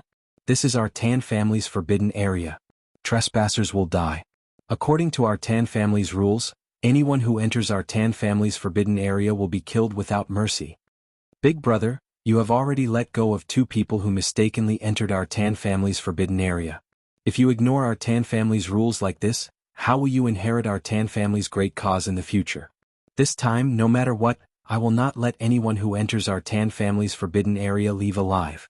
After the tall and sturdy man roared at Yun Jian and Huang Yan, a young man behind him led a group of Tan family disciples over. Hearing the young man's words, the tall and sturdy man was the eldest son of the Tan family, Tan Ming. At the same time, he was also the next successor of the Tan family. As for the young man following behind, the one who had spoken to Tan Ming, he was the second young master of the Tan family, Tan Liang. The Tan family had two young masters. The eldest young master, Tan Ming, and the second young master, Tan Liang, were not born from the same mother. Yun Jian could tell at a glance that the person who had just roared at her and Huang Yan, telling them not to leave quickly, was the eldest young master, Tan Ming. The Tan family had two sons. Tan Ming was tall and sturdy. He was not handsome, but he was the future heir of the Tan family. Tan Liang was the exact opposite of Tan Ming. Tan Liang was handsome and was highly sought after by girls. Tan Liang had been eyeing Tan Ming's position as the future successor of the Tan family for a long time. Just now, Tan Mingchong had roared at Yun Jian and Huang Yan. It was obvious that he wanted to save them. This was the Tan family's forbidden area. According to the Tan family's rules, ordinary people who trespassed would die. Tan Ming, who had hurriedly walked over and roared at Yun Jian and Huang Yan, was trying to save them. He wanted them to quickly run away before Tan Liang could arrive. That was why he had revealed such a ferocious expression. Unexpectedly, Tan Liang had been staring at them for a long time. As soon as he heard the noise, he hurriedly walked over. They just happened to pass by here. There's no need to kill. Tan Ming frowned when he heard Tan Liang's words. He turned to look at Yun Jian and Huang Yan and roared. Why aren't the two of you scram? This action was also to save Yun Jian and Huang Yan. Yun Jian, who was opposite him, narrowed her eyes slightly. At this moment, a young girl standing not far away stared at Yun Jian and Huang Yan and said, Big brother, second brother is right. They have broken into our Tan family's forbidden area. They must die. After the young girl finished speaking, she turned her eyes to Yun Jian with a fierce expression. Speak, what are you doing here? Tell me your purpose and I'll let you die quickly. I'll send you to our Tan family's servants and let you enjoy a round of female family happiness before you die. Then I'll send you to heaven. The young girl who spoke was the Tan family's fifth Miss, Tan Tingling. Tan Tingling's words were not polite at all. The meaning behind her words was extremely unpleasant. This abandoned Dharma array had been abandoned for many years. Other than the sorcerer god, the Tan family had never seen anyone who could open the Dharma array that led to the deity's continent. Therefore, the young girl and the people of the Tan family naturally did not think that Yun Jian and Huang Yan were here to open the Dharma array. Opening the Dharma array that led to the deity's continent was simply something that ordinary people could not do. Even in the deity's continent, there were only a mere 10 people who could do this.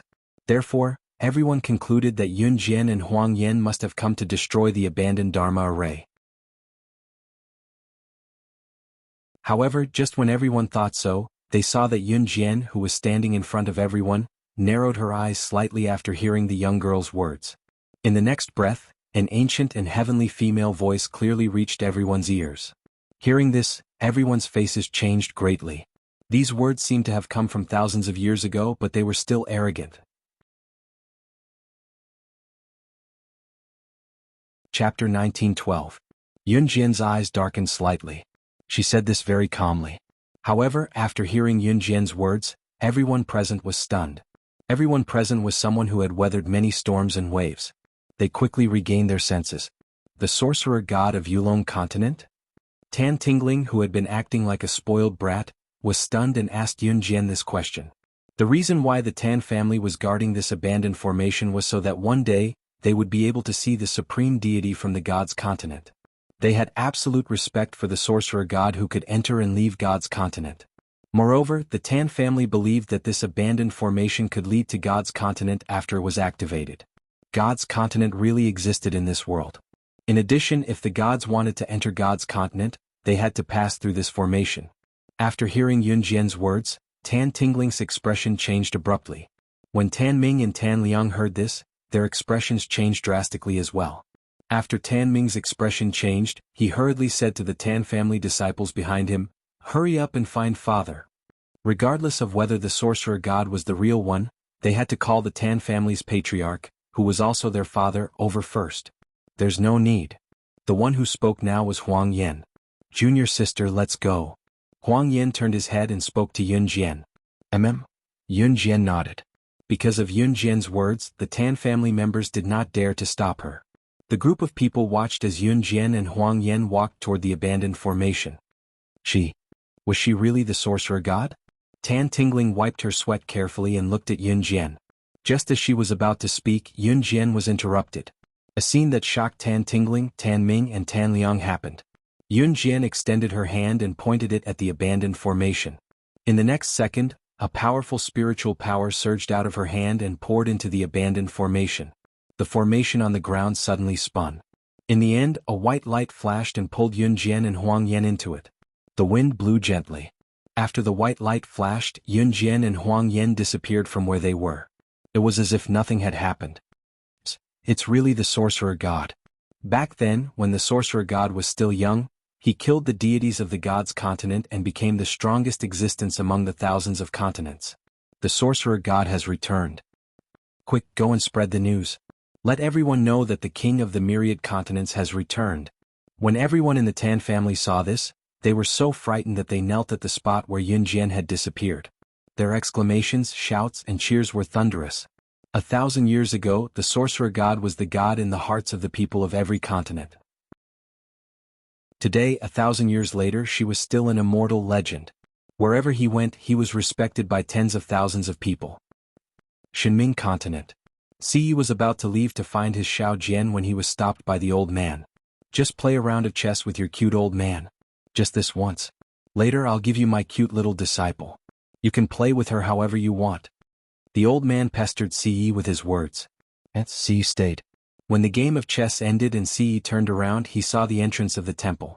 Yun Jian's petite figure stood at the entrance, her perfect figure paired with the face he was so familiar with and loved deeply. Siyi stared at Yun Jian and strode over. He went to Yun Jian in a few steps and pulled her into his arms. How did you find your way here? He was only here to warn the old man not to let his beloved disciple follow him and Xiao Jian again. Yun Jian knew that Siyi did not come here without telling her on purpose. Yun Jian was not surprised to see Siyi here either. It was because when she came, Huang Yan had told her everything. In spite of it, Yun Jian still pushed him away and ignored him, pretending to be annoyed. She would only act like this in front of him. After pushing Siyi away, Yun Jian went to the old man and bowed to him, saying softly, "Master, I finally found you. Thank you for teaching me back then." Yun Jian was genuinely grateful. When she was slaying God, she did not have the memories of the sorcerer god. She was no different from a normal human being back then. If it were not for her master, she might have died in that ruthless world. Hey, don't.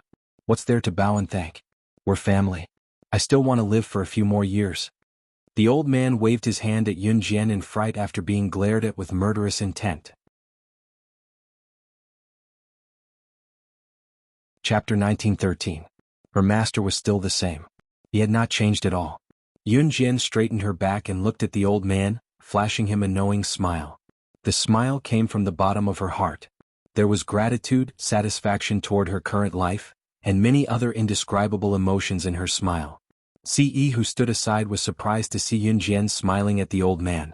She had never shown such an expression to him before. Ce went over to grab Yun Jian's hand and encircled Yun Jian in his arms. Glancing at the old man from the corner of his eyes, he told Yun Jian, "Xiao Jian, ignore this crazy old man." As he spoke, he tugged her hand and walked out. Watching Ce leave with Yun Jian's hand in his, the smile on the old man's face faded. Taking a sip of wine, the old man sighed and turned to look at Huang Yan. "Yan, your stalking skills still need to be improved. Both of them realize that you're following them." The old man sounded like he was reprimanding Huang Yan in a serious manner. However, as soon as he finished speaking, the old man suddenly added, "Next time, it will be Master's turn to follow the two of them. Learn from Master's invincible tracking skills." Huang Yan smirked, not wanting to expose the adorable old man as he replied, "Yes." After the old man finished speaking, he suddenly became solemn and respectful. He looked at Huang Yan and said very solemnly to Huang Yan, "Bring the witch goddess out tonight. I have something to tell her." "Yes." Huang Yan nodded his head. After Ce led Yun Jian out of the shrine's main hall, he went straight to his bedroom. The Ce shrine's bedroom was antique, clean and tidy without being flashy. There were not many things placed in the room, so one could count them all at a glance. Just as they entered Ce's bedroom, Yun Jian looked around curiously. Just as she did so, Yun Jian suddenly felt someone hugging her from behind. Needless to say, it was definitely him. After hugging Yun Jian, he gently pressed Yun Jian's back against a classical table in the bedroom. "Let's go to bed." Yun Jian knew what Ce was going to do and blushed. "Right here. I like it." Ce wasn't shy at all. As soon as she finished speaking, she started to move. The scenery of the gods' continent was very beautiful. There were no changes in the 4 seasons. The scenery here was like the beginning of spring all year round. The morning dew sprinkled down, fresh and free, giving people a kind of mysterious beauty. The gods' continent also had day and night. This was the same as the Earth and the other continents. Yunjian really didn't go out for the whole afternoon. By the time night fell, her legs were already soft. Later, Huang Yin said that he wanted to take Yunjian out for a walk. Only then did Ci let Yunjian go. Yunjian didn't let him tag along. Just as he took Yunjian out of Ci's bedroom, Huang Yin said to Yunjian, "Master is looking for you." When she heard that her master was looking for her, Yunjian immediately went over. The old man was still sitting in the main hall of the temple. When he saw Yunjian walk in, he quickly stood up. "Come, come, come.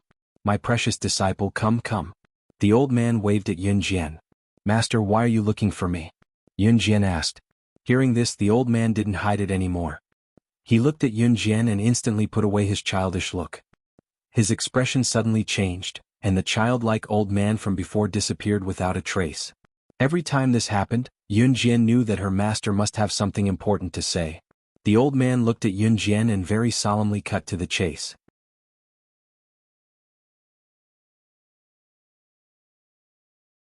Chapter 1914. Hearing her master's words, Yunjian's eyes flashed with a profound light. In the next second, she nodded at her master with great certainty. "I want to recover all my memories as the sorcerer god. I must recover them." "Then what if recovering the sorcerer god's memories puts you in danger or even death?" The old man looked straight at Yunjian and asked. "He has already recovered all his memories, right?" Yunjian asked the old man. He was naturally referring to Ci. When the old man heard that Yunjian had already guessed it, he didn't hide it anymore. "That brat recovered his memories long ago. Today I asked Huang Yin to bring you out alone so that the brat wouldn't know that I wanted to help you recover your memories. Otherwise he would definitely stop me." After saying this, the old man sighed again and said to Yunjian, "I won't hide it from you. I won't hide it from you. If you recover your memories today, you'll definitely be dragged into this again. That stinking brat doesn't want you to recover your memories because he wants to bear everything by himself. I'm not siding with that brat. I just feel that you have the right to choose whether to advance and retreat with him or leave him to bear everything by himself." As the old man spoke, he added, "If you recover your memories, your life will be in danger at any time. My disciple, it's up to you to choose the future." "I choose to recover my memories," Yunjian said firmly without hesitation. After hearing Yunjian's words, the old man nodded in satisfaction. Good. He was very satisfied with her answer. With that, the old man flipped his hand, and a bottle of potion filled with immortal qi appeared in his hand. He gently tossed the potion to Yunjian. After Yunjian caught the potion, the old man suddenly returned to his original mischievous appearance. He looked at Yunjian and said, "This is a memory potion that I specially concocted. It's called Long Live the Strongest, Most Handsome and Most Powerful Lord God. Drink it and you'll immediately regain your memories." The old man's narcissism wasn't something to brag about. Even steel couldn't break it. The corners of Yunjian's mouth twitched, but she still gave the old man a knowing smile. Then she opened the lid of the potion and drank it all in one gulp. In the depths of his mind, a certain memory that had been locked away was unlocked after the potion entered his stomach and spread throughout his body.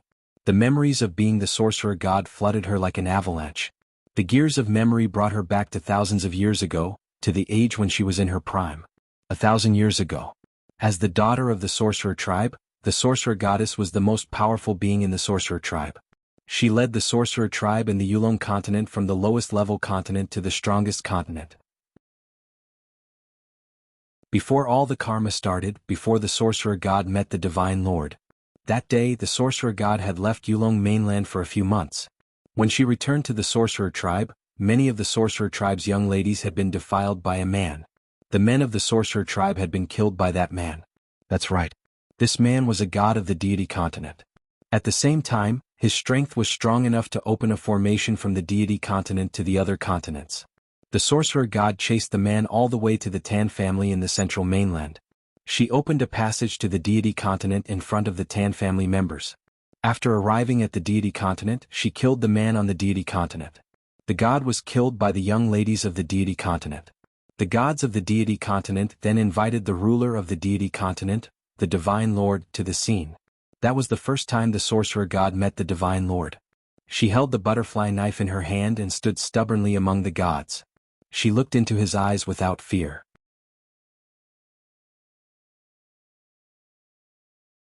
Chapter 1915. Are you the ruler of the deities' continent, the divine emperor? This was the first question she asked when she saw him. At this moment, the sorcerer goddess was holding a butterfly knife in her hand. She was stepping on the god who had defiled the girl of the sorcerer tribe and killed the man of the sorcerer tribe. Yes. The divine emperor, who did not care about anyone else, answered her question in front of everyone. Sir Divine Emperor, the deities' continent is the ruler of all things. Every god is a supreme being. Today they were killed by a weak girl from the thousands of continents. You must kill her to seek justice for the gods of the deities' continent. An old man from the deities' continent stared at the sorcerer goddess and said to the divine emperor. After the old man finished speaking, the deities standing around him nodded their heads in agreement. Yes, how can the gods of the deities' continent be killed by her? Even if our gods have done something wrong, it is what they should have done. People from the lowly continent should be stepped on by us. Yes, Sir Divine Emperor, please kill her immediately. The divine emperor could hear the voices of the surrounding gods. However, he did not move. The surrounding gods only opened their mouths but did not dare to attack the sorcerer goddess. The god that the sorcerer goddess had just killed was one of the 5 most powerful gods of the deities' continent. One could imagine how powerful this girl from the lowly continent was. Perhaps only the divine emperor could subdue her in the entire deities' continent. The divine emperor did not listen to the chatter around him. He looked at her and asked, "Why did you kill him?" "He killed my people and defiled the girls of my tribe. He deserved to die." The sorcerer goddess did not look at him. She stared at the ground and tightened her grip on the butterfly knife. The divine emperor narrowed his eyes. However, just as the divine sovereign was about to speak, the group of gods standing around him suddenly coughed up blood and collapsed to the ground, dead. Seeing this, the divine emperor and the sorcerer goddess frowned. The ruler of the deities' continent, Sir Divine Emperor? The old master god is dying? He handed over the deities' continent to a young boy like you. A man in a black robe appeared in the sky. This person's entire body was black, revealing only a pair of pitch-black eyes. This person was none other than the mysterious man. Who are you? The divine lord looked over with a frown. This little girl's willpower is not bad. She actually survived? The mysterious man glanced at the sorcerer god in surprise. The surrounding gods were not weak, but in front of the mysterious man, they couldn't even withstand one move. The witch god was not killed by the mysterious man's pressure just now, which showed how powerful she was. Interesting. Enjoy the maze that I've left for you. The mysterious man waved his hand and disappeared in front of the god and the sorcerer god. After the mysterious man disappeared, the forest suddenly turned into a bottomless abyss. There was no sign of life in the surroundings. When the divine lord saw this, he tried to use his spiritual energy, but to no avail. That mysterious person's spiritual energy was not necessarily above his, but the bottomless abyss that the mysterious person had conjured had used spiritual energy that he could not break. The divine lord frowned. That person is looking for you. This has nothing to do with me. Goodbye. The sorcerer god saw this and turned to walk to the other side of the bottomless abyss. Didn't you hear what he said? None of us can get out. Don't walk around. The bottom of the bottomless abyss is filled with god-destroying rocks. If you fall, even a god's soul will be destroyed. Seeing that the sorcerer goddess was about to turn around and walk away, the immortal monarch stepped forward and grabbed her sleeve. The sorcerer god was wearing a classic black robe. After fighting with the god just now, her robe had many holes in it. With the divine lord's tug, the plain clothes in front of her chest were pulled down. The sorcerer god had developed well and was very plump. Her breasts were a little swollen these days, so she did not wear underwear. Chapter 1916. The black clothes the sorcerer goddess wore resembled ancient tights. When the tights were wrapped around the sorcerer goddess body, the sorcerer goddess body was fully displayed. When the divine lord tugged, he could see everything inside clearly. Their development was indeed very good. The divine lord was mesmerized. The sorcerer goddess could not react in time. When the sorcerer goddess reacted, although she did not scream like the other women, her face was still red. She quickly pulled the clothes back to their original position. The sorcerer goddess raised her hand and slapped the divine lord's handsome face. Shameless. The women of the sorcerer tribe valued their chastity the most. The sorcerer tribe had a rule that if a woman lost her chastity before marriage, she would either marry the other party, kill the other party, or die. The sorcerer goddess had never been treated like this by a man. Hence, she blushed and slapped the Divine Lord.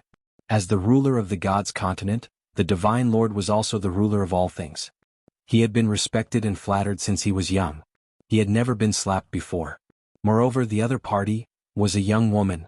The Divine Lord grabbed the sorcerer goddess' wrist with a flip of his hand. It was the behavior of a gentleman to never lay a hand on a woman. He was no gentleman. If anyone provoked him, he would kill them regardless of whether they were men or women. This was the Divine Lord's style. The sorcerer goddess had slapped him just now. Based on the Divine Lord's personality, he would have killed the sorcerer goddess by now. But after he grabbed her wrist, he just pulled her wrist and walked towards the steep cliff and the bottomless abyss. "Please let go of my hand." The sorcerer goddess' face was red. No man had seen her body before. Not only had he seen her upper body, but he was also holding her wrist. The Divine Lord grabbed the sorcerer goddess' wrist and said gently, "Don't move. I'll take you away from here."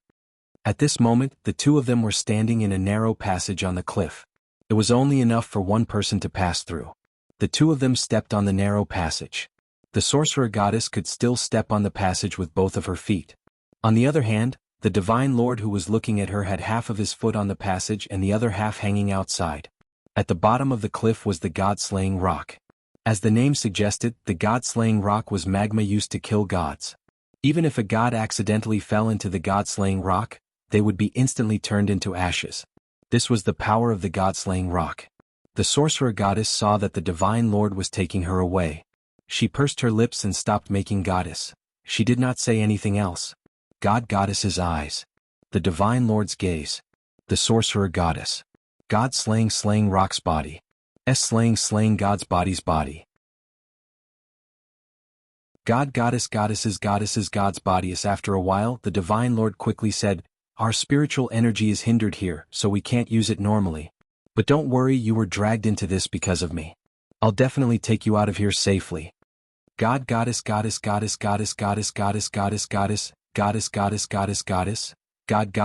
hold me tight, he suddenly said to her.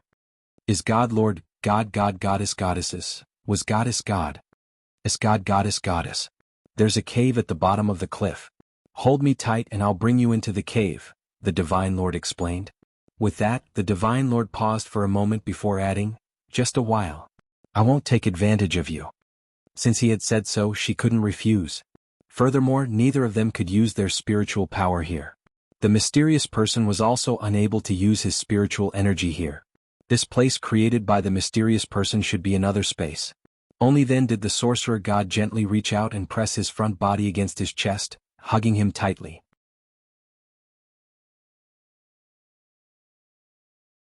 Chapter 1917. The sorcerer goddess naturally did not notice the Divine Lord's abnormality.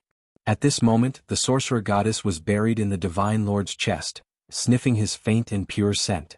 It smelled good and fresh. She thought that men were stinky creatures. She did not expect a man to smell so good. The Divine Lord no longer hesitated. He hugged her and fell backward.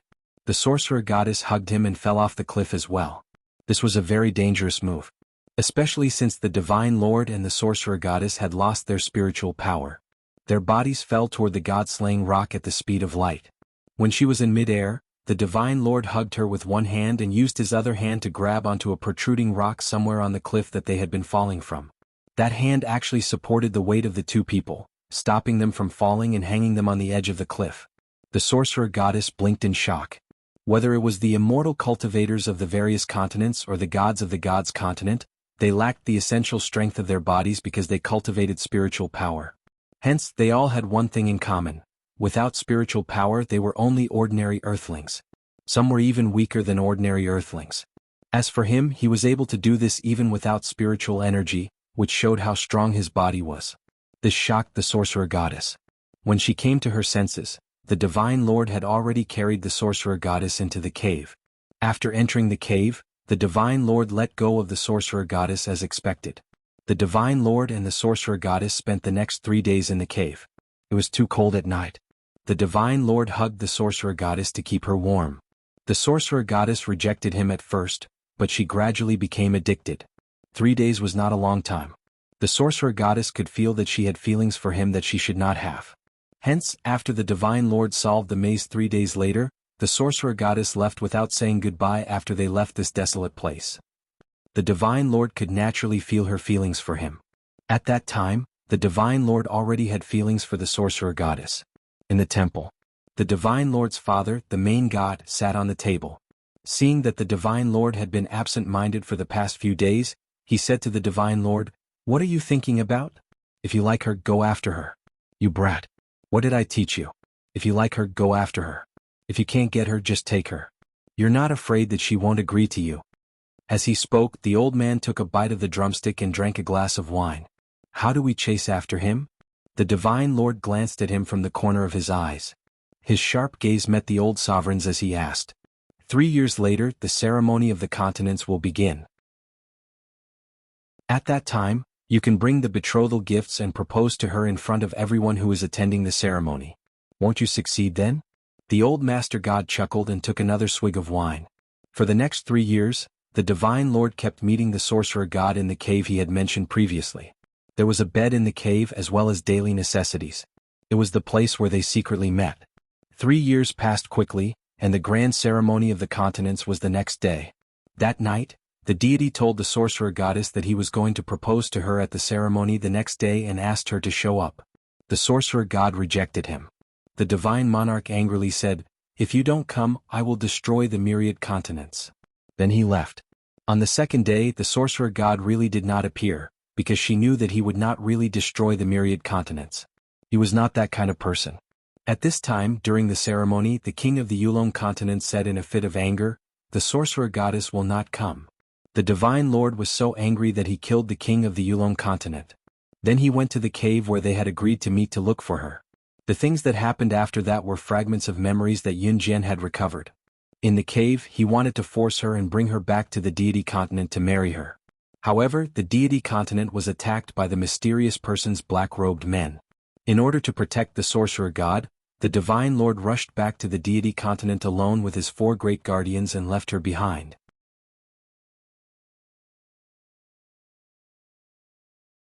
Chapter 1918.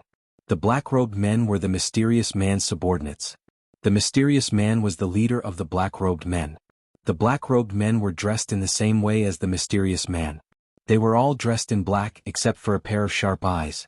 Other than that, it was impossible to tell what they looked like. As for who the mysterious man was, there was no way to know. From the moment he appeared, he had been fighting the divine lord and the sorcerer god. When the divine lord returned to the deity continent, he found that the black-robed men sent by the mysterious man to attack the deity continent were just a cover. The mysterious man's real purpose was her. When the divine lord arrived at the wizard tribe, the mysterious man had already attacked the wizard tribe and fought with the sorcerer god. In order to protect the wizard tribe, the sorcerer god was defeated by the mysterious man and was about to be destroyed. Of course, such a powerful figure as the mysterious man was also seriously injured after the battle with the sorcerer god. His soul should have been destroyed. In Yun Jian's memory, she remembered that the mysterious man should have been destroyed together with her. In the end, he swallowed a bead and fled the scene. The moment the divine monarch arrived, it was the moment when the mysterious man fled the scene. The sorcerer god fell to the ground and was about to be destroyed when the divine lord arrived. Before this, the sorcerer god had never dared to say, "I love you" to the divine lord directly. Even though they had been meeting in the cave for the past 3 years and secretly kept in touch, the sorcerer god had never shown her love for the divine lord. She was afraid and did not dare to accept his love, but she could not stop herself from secretly keeping in touch with him. This should be what love was supposed to be like. When her eyes were about to close, the sorcerer god reached out her beautiful hands and placed them on the divine lord's handsome face. It was the first time she took the initiative to kiss him. "I'm dying, but there's something I must say." The sorcerer god placed her lips beside the divine lord's ear. She used all her strength to say the words that she had never dared to say when she was alive. It had always been him who had done everything for her.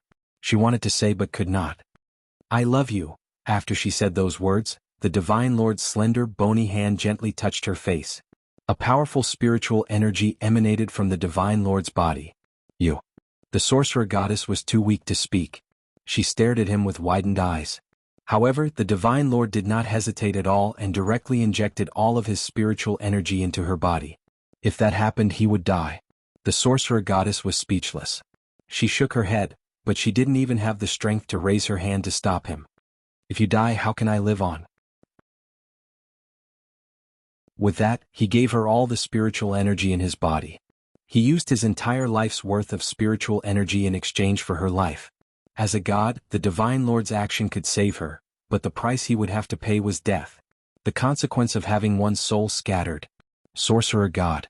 Sorcerer god, nothing must happen to you. The shaman race still needs you. Sorcerer god. Sorcerer god. Sorcerer god. At that moment, the sorcerer tribesmen who had suffered heavy casualties after the battle with the black-robed man could not help but crawl up in pain. They knelt in front of the sorcerer god and wailed in pain. She'll be fine. The Divine Lord stood up after transferring all of his spiritual energy to her. Then he used the last of his spiritual energy to tear open the passage from the Yulong continent to the ancient tomb on Earth and sent her to Earth. After that, the Divine Lord knelt on the ground with one leg and disappeared on the spot. This was the sign of a god's death. The Divine Lord had died for her. The last thing the sorcerer goddess saw before she was sent to Earth was him smiling gently at her and saying silently, "You have to live on." He sent her to Earth because he did not want the mysterious man to find her and persecute her again. At least for a short period of time before she could protect herself, she could not be in any danger. Seeing this, the sorcerer goddess disappeared before the eyes of the sorcerer tribesmen and was sent to Earth. She left behind one last sentence that was as firm as a blood oath. "I'll definitely return after 1,000 years. After 1,000 years, when she returned, she would die with the mysterious man even if her soul was scattered." He had said, "If you die, how can I live on? If he died, how can she live alone?"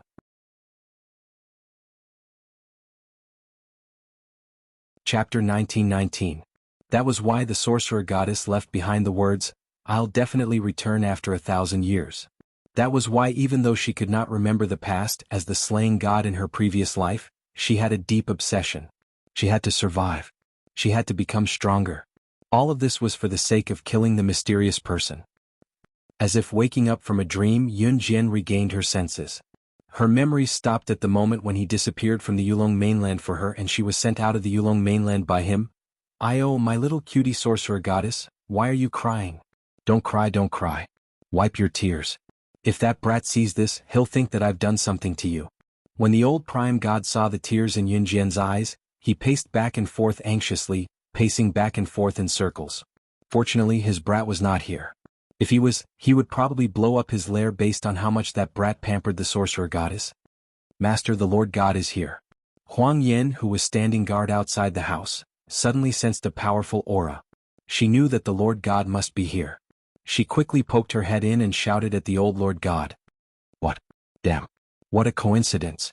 Those who don't know better will think that I've bullied his wife." The old Lord God panicked when he heard that. Yun Jian, who was standing on the spot, blinked.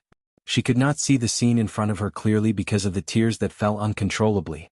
She could only feel the emptiness behind her and a familiar warm arm pulling her into an embrace. Seeing her crying, Ce frowned. In the next second, Ce glanced at the old man from the corner of his eyes and asked rudely, "Damned old man, what did you do to her?" Don't, son. Don't be angry, don't be angry. I'm just helping our little cutie sorcerer goddess regain her memory."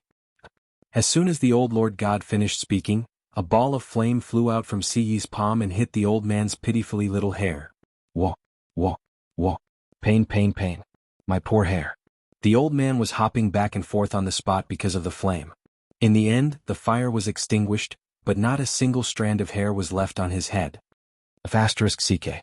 How could there be a son like you? Do you think it's easy for me to go to Earth to buy hair growth agent? The old man held his hair and stomped his feet. Ce cast a sidelong glance at the old man, then pulled Yun Jian's hand and left. In Ce's bedroom. Ce pulled Yun Jian back to his bedroom. Before he could close the door, Yun Jian hugged him. Ce was not stupid. She naturally knew what the old man had done to Yun Jian. "I'm fine, aren't I?" Ce's handsome face moved. He reached out and rubbed Yun Jian's head, then hugged her tightly in his arms. Why did you save me? If you had died then." Yun Jian did not dare to speak. She could not imagine a world without him. Because it was you, Ce said without hesitation. After Ce said this, Yun Jian stood on her tiptoes, wrapped her arms around his neck and kissed him. She had nothing to repay him with, and she knew that he did not lack anything. He was the god of the gods' continent, the ruler of all things. He could have been so high and mighty that even the mysterious man was no match for him. He had almost died because of her. Yun Jian did not know how to repay this kindness. Moreover, he did not lack anything. Thus, she could only repay him with her body. Ce, who was pushed onto the bed by Yun Jian, was flattered. The moment Yun Jian sat down, Ce could not believe that all this was real.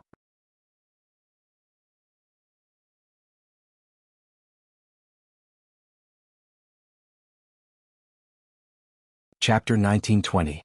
In the past, Ce was the one who worked hard while Yun Jian enjoyed it. Today Yun Jian pushed Ce to the back of the bed and took the initiative to do it. It was late at night. Even on the gods' continent, it was the night for the gods to rest. Only the breeze was left. However, the place where the divine lord of the divine temple resided was lit the entire night. Yun Jian kept doing it at first, but later on she really had no strength. Ce refused to let her go and finally pestered her to do it 3 more times. Yun Jian began to regret provoking him, the devil, on her own accord. The next day Yun Jian lay in bed all day. Her legs went soft as soon as they touched the ground. On the 3rd day Yun Jian could finally touch the ground. At noon that day Huang Yan came to find Yun Jian. At first Ce didn't let Yun Jian go with her. Last time it was Huang Yan who helped the old man call her away. She even did that behind his back. However, Yun Jian insisted on going, so Ce agreed. At this moment Huang Yan led Yun Jian to the market of the gods' continent. The gods' continent were inhabited by the gods. Here there were also markets similar to those on other continents in Earth. Huang Yan used the currency of the gods' continent to buy some things. Just as she was about to take Yun Jian back to the god temple, a shout stopped her. Yin Yin? You're actually out shopping? I haven't seen you for half a year. I heard that you're in seclusion? I miss you so much. As soon as this shout came out, Yun Jian could see Huang Yan's brows sink. Originally, Huang Yan invited Yun Jian to the market today to let Yun Jian accompany her to buy some things that the old man, the god lord, had asked her to buy. She didn't expect to meet an acquaintance. Let's go. When Huang Yan heard this, she ignored the person who spoke. She whispered to Yun Jian and was about to take Yun Jian away. The god temple was where the ruler of the gods' continent lived. On the gods' continent, the person with the highest status was the god lord. Next was the sovereign. In the deities' continent, other than the Lord Divine Lord who had the highest status, there were 5 great elders who had the same status as the Lord Divine Lord. The strength of the 5 elders was on par with overgods. Their status and influence were on par with overgods as well, and they were all subordinates of the Divine Lord. As for the man who called out to stop Huang Yan, he was the 3rd disciple of the 5 great elders. His name was Xuanzhen. Xuanzhen's appearance was average, and he was even shorter than Huang Yan. Meanwhile, what everyone knew was that Xuanzhen was interested in Huang Yan. In the past he had always bothered Huang Yan, but Huang Yan had always ignored him. Whenever she saw him, she would always take a detour. That was because the great elder's status was on par with the master god. Xuanzhen was the great elder's disciple while Huang Yan was the master god's disciple. Thus, Xuanzhen had always felt that he and Huang Yan were a perfect match. Seeing that Huang Yan was about to leave, Xuanzhen hurriedly brought a group of men and women with him to surround Huang Yan and Yun Jian. Hey, don't go, Yin Yin. Are you unhappy to see me? Xuanzhen brushed his bangs as he spoke, giving Huang Yan an adoring look. Whether it was the gods of the gods' continent or the people of Earth, their behavior was the same. Except for the gods of the gods' continent who had spiritual power. Huang Yan cast a sidelong glance at Xuanzhen and said coldly, "Get out of the way, a good dog doesn't block the way." Senior brother Xuanzhen, look, she doesn't give you any face at all. She thinks that she is the master god's only disciple, so she is showing off. Actually, she doesn't have any ability. Why would you like such a woman? A woman in her early 20s standing next to Xuanzhen charmingly struck a few poses, cast a sidelong glance at Huang Yan and said to Xuanzhen. This woman was jealous of Huang Yan's beauty, and because Huang Yan was the master god's only disciple, she had always been jealous of Huang Yan. At this moment Yun Jian, who was standing next to Huang Yan, turned her head slightly. Her beautiful face immediately appeared in front of everyone, causing them to suck in a deep breath. When the woman who had been disdainful of Huang Yan saw this, she clenched her fists tightly and looked at Yun Jian. She is not a god of our god's continent. The woman originally wanted to say a few words of contempt to Yunjian, but when she felt the aura emitted from Yunjian's body, which did not belong to the gods of the gods continent, she looked at Yunjian in surprise. The next second, the woman glared at Yunjian with a contemptuous expression. Chapter 1921. The spiritual energy emitted by the deities of the gods continent was different from the spiritual energy emitted by the people of the myriad continents. The spiritual energy emitted by the deities of the gods continent was mostly powerful. As long as one was a deity of the gods continent, they would be able to smell the spiritual energy emitted by the deities of the gods continent and the spiritual energy emitted by the people of the various continents. According to the deities of the gods continent, the spiritual energy emitted by the people of the myriad continents was mostly lowly, disgusting, and nauseating.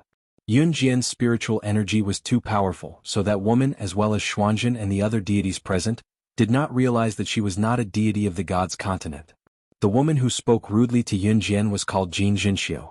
Jin Jinxiu was the little disciple of the second elder of the 5 great elders.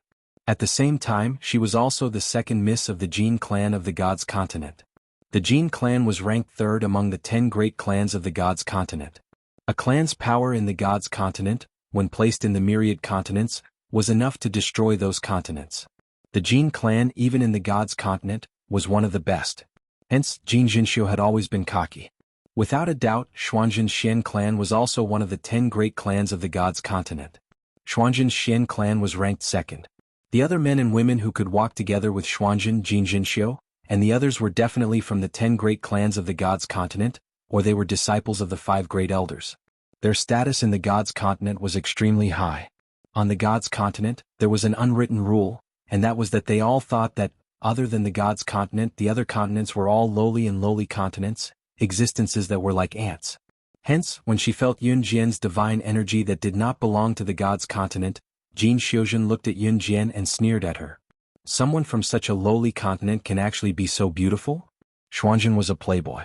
He had been chasing after Huang Yan because she was beautiful. Now that he saw Yunjian, his saliva almost flowed out. Little sister, what's your name? Which continent are you from? Even if you're from a lowly continent, it doesn't matter. Follow me and I'll make your continent the strongest existence among the tens of thousands of continents. How about it? Xuanzhen rubbed his hands and looked at Yunjian. He wanted to move closer. When Huang Yan saw this, he kicked Xuanzhen's abdomen and said decisively, "Impudent. Do you know who is standing before you?" "I know. She's just a commoner from a lowly continent. No one would remember her even if she was trampled to death." Jin Xiuzhen chuckled twice and sneered. "Jin Xiuzhen, you've gone too far. So what if they're from the myriad continents? The gods of our gods continent are stronger than them, but they can't bully the weak like this." Just as Jin Xiuzhen finished speaking, a handsome man beside her spoke up. "Linong, why are you butting in? Whose side are you on?"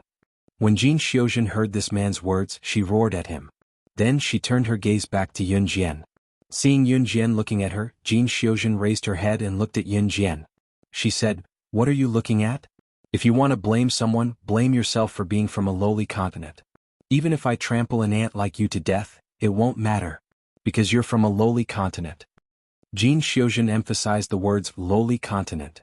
When Yunjian heard Jin Xiuzhen's words, she suddenly remembered something and said softly, "Jin family, Jin Jingwen?" When Jin Xiuzhen heard Yunjian say the name of her father, the head of the Jin family, Jin Xiuzhen was stunned. Then she said to Yunjian, "What? You know my father? Don't think that I'll let you off just because you know my father's name. Loli." Just as Jin Xiuzhen said that, Yunjian, who stood in front of the group, smirked and spoke with a smirk, "You're right."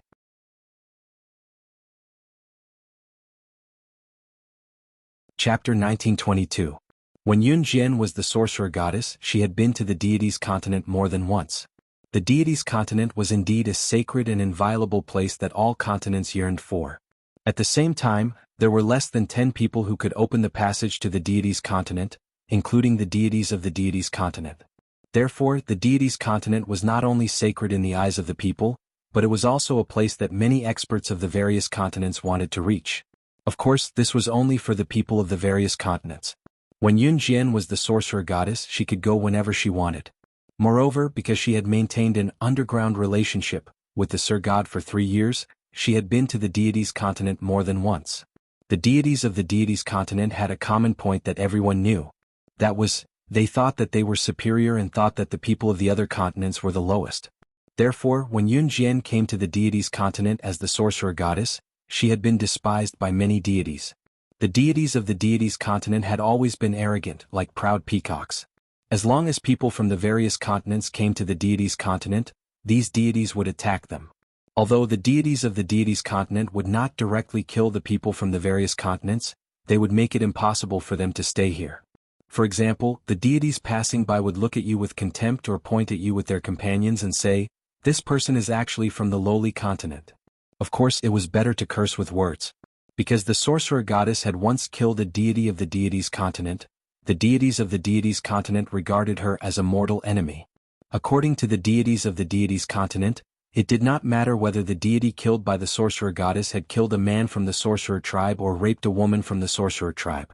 To be killed and humiliated by their deities was an honor for the people from the lowly continent. However, as a person from the various continents, the sorcerer goddess was not allowed to kill a deity of the deities continent. Therefore, when the sorcerer goddess came to the deities continent again, in addition to the Sir God, the Master God, and the 5 great elders of the deities continent, the 10 most powerful clans of the deities continent joined forces to deal with her. The 10 most powerful clans of the deities continent were so powerful that even the 5 great elders and the Master did not dare to provoke them. In this world, only divine lords were fearless. However, what the gods of the gods continent did not expect was that the 10 heaven-defying clans of the gods continent had joined forces to deal with the sorcerer god. This matter was already earth-shattering on the gods continent. The 10 heaven-defying clans had joined forces to deal with the sorcerer god, giving him enough face. However, the deities had never expected that the top 10 families, which should have had the upper hand, would be fooled by the sorcerer god. The 10 great heaven-defying clans, the 10 great clans of the gods continent, were almost annihilated by the sorcerer god. In the end, the patriarchs of the top 10 heaven-defying clans of the gods continent knelt before the sorcerer god and begged for mercy. They slapped themselves hundreds of times, and the Master God came forward to beg for mercy on their behalf. Only then did the sorcerer god let them go. At that time, this matter had shaken the entire divine continent. The sorcerer god had also become the most feared figure in the gods continent. Thus, when she heard the name Jin Jingwen, Yun Jian recalled the Jin clan, which was ranked 3rd among the 10 great heaven-defying clans. That was why she said those words. Upon hearing Yun Jian's words, everyone was stunned. Especially Jin Jinxiu. After hearing Yun Jian's words, Jin Jinxiu was stunned. When she came back to her senses, she looked at Yun Jian and said, "What nonsense are you talking about? What annihilation? My Jin clan has always been powerful, and we are ranked 3rd among the 10 great heaven-defying clans of the gods continent. When has there ever been an annihilation?" Chapter 1923. Jin Jinxiu opened her mouth and spat out water continuously. Her words were like the crowing of a chicken, as if she was afraid that outsiders would not know how powerful her Jin family was. Jin Xiuzhen's words were lowly continent.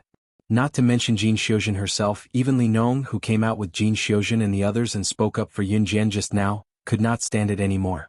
"Jin Xiuzhen, you're too much. My father said that everyone is equal, there is no distinction between high and low. You keep saying lowly continent, how noble can you be?" God Li Nong scolded Jin Xiuzhen. Li Nong looked delicate and pretty. When he spoke just now, there was a domineering aura between his brows. Yun Jian blinked and looked at Li Nong a few more times. It could be seen that this delicate and pretty young man was not in the same group as Jin Xiuzhen and the others. Yun Jian knew how much the gods of the gods continent despised the people of the myriad continents. And this delicate and pretty young man standing up for her greatly exceeded Yun Jian's expectations. Because as a god, speaking up for her, there was only one outcome for this young man. He would be ostracized by the other gods. "Li Nong, who exactly are you helping? Do you have any self-awareness as a god?" After the young man called Li Nong spoke up for Yun Jian just now, the group of people who were originally standing with Li Nong immediately looked at Li Nong with hatred. They even scolded Li Nong and Yun Jian together. "Li Nong, don't forget that your family is not even ranked in the top 10 heaven-defying families of the gods continent. Believe it or not, once my Jin family makes a move, your family will be finished." Jin Xiuzhen glared at Li Nong with her bulging eyes and threatened. Li Nong was actually a very kind-hearted young man. The biggest difference between him and Jin Xiuzhen's group was probably that he did not come from a prominent family. Li Nong could walk with them because of his outstanding talent and spiritual power that was far stronger than his peers. Otherwise, with their different statuses and identities, why would Jin Xiuzhen's group be willing to hang out with Li Nong? It was precisely because Li Nong's spiritual energy was stronger than everyone present that Jin Xiuzhen's group had always treated Li Nong coldly. At this moment, seeing that Li Nong was actually helping Yun Jian, a person from a lowly continent, she was even more annoyed. I only stand on the side of reason. Hearing Jin Xiuzhen's threat, Li Nong clenched his fist and chose to stand on Yun Jian's side without hesitation. You are looking for a beating. Hearing Li Nong's words, Xuanzhen stepped forward and wanted to attack Li Nong. Xuanzhen was weak, but he was certain that Li Nong would not dare to attack him. However, just as Xianzhen's fist was about to land on Li Nong's head, Yun Jian's figure flashed. Under everyone's gazes, she quickly arrived before Li Nong and sent Xianzhen flying with a kick. Seeing this, Jin Jinxiu and the others who had thought that Yun Jian was weak, widened their eyes in shock. You dare to touch my disciple? Are you all looking to die? Yun Jian's eyes moved slightly and she suddenly spoke.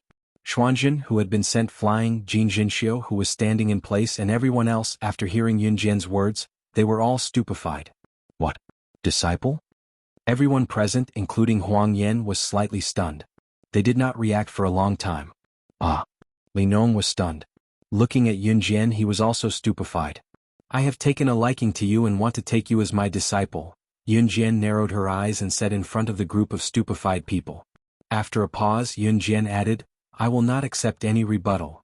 Hearing Yun Jian's words, Li Nong was indeed stunned for a moment. He was different from Jin Jinxiu's group. Although Li Nong was talented and was stronger than his peers, he did not have a master to guide him. The reason was that Li Nong's status in his family was too low. No one was willing to take him in. Otherwise, as a deity, Li Nong's strength would definitely not stop here. It was precisely because Yun Jian saw this point that she said this. Li Nong was only stunned for a moment before he immediately reacted. Somewhat overwhelmed by the favor, he nodded at Yun Jian and called out, Master. After Li Nong called out, Jin Jinxiu and the others laughed until they held their bellies. After the laughter stopped, Jin Jinxiu and the others looked at Li Nong and sneered, You really want to take this person from a lowly continent as your master? Li Nong, oh Li Nong, you are really disappointing. No wonder no one was willing to take you in as a disciple before. Jin Jinxiu stared at Li Nong and continued to sneer. Do you think that we won't do anything to you just because you walked with us before? You actually dare to sing a different tune with us. Your family is going to be finished because of you. Li Nong clenched his fist. His strength was not bad, but he was not strong enough to deal with the Jin family alone. At this moment, Yun Jian, who was standing in front of Li Nong, raised a cold smile. In front of all the deities, she spoke with a tone full of protectiveness. Her words were directed at Jin Jinxiu. I am a very protective person. You dare to threaten to destroy my disciple's family in front of me. Then I will return the same words to you.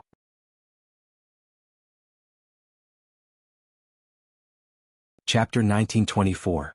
When Yun Jian uttered the words enter the underworld again, they were imprinted in everyone's ears. For a moment they were in a trance. Again. Could it be that the Jin family was really like what Yun Jian said, that they were almost wiped out? Perhaps Yun Jian's words were too domineering, or perhaps Yun Jian's aura was too strong. The gods present did not react for a long time. Jin Jinxiu and her group were not born 1,000 years ago, so they did not know that the witch god of the myriad continents had almost wiped out the 10 great clans of the gods' continent by himself. There were many powerful gods in the gods' continent who had endless lifespans. Obviously, Jin Jinxiu and her group were still young. Back then, there were many who had witnessed the witch god almost wipe out the 10 great clans of the gods' continent. In the end, it was the master god who stepped forward to protect the 10 great clans. In addition, there were also many who had witnessed the masters of the 10 great clans kowtowing and apologizing to the witch god. However, this incident back then was recognized as a disgrace by the gods of the gods' continent. The gods were proud, and their dignity was not allowed to be challenged by anyone. Therefore, no one would talk about this matter, let alone tell their descendants about it. This also led to the new generation such as Jin Jinxiu and her group, not knowing about the witch god. Of course, the gods who had witnessed the witch god's battle achievements 1,000 years ago were still alive. It was just that the witch god had disappeared for so many years, so they chose to treat it as if the witch god had never appeared. Looking at Jin Jinxiu, Xuanjun, and even Li Nong, they had never heard of the Jin family being almost wiped out. Although Li Nong did not understand, he still chose to believe in his master, who he felt was right at first glance. As for Jin Jinxiu, Xuanjun, and the others, after hearing Yun Jian's words, they laughed until their legs were about to go soft. Ha! Enter the underworld again? You're too immersed in the act. You're making me think that something happened to our Jin family in the past. I'm going to die of laughter. Jin Jinxiu suddenly held her stomach and laughed with the people who were with her. As she laughed, Jin Jinxiu suddenly stopped laughing. She pursed her lips and glared at Yun Jian with a look of disdain, as if she was looking at a barking dog. A lowly human from a lowly continent is indeed different. You even have delusions. It's time for you to get treated. As she spoke, Jin Jinxiu waved her hand disdainfully at her companions. Alright, let's not talk to these lowly people. Let's go.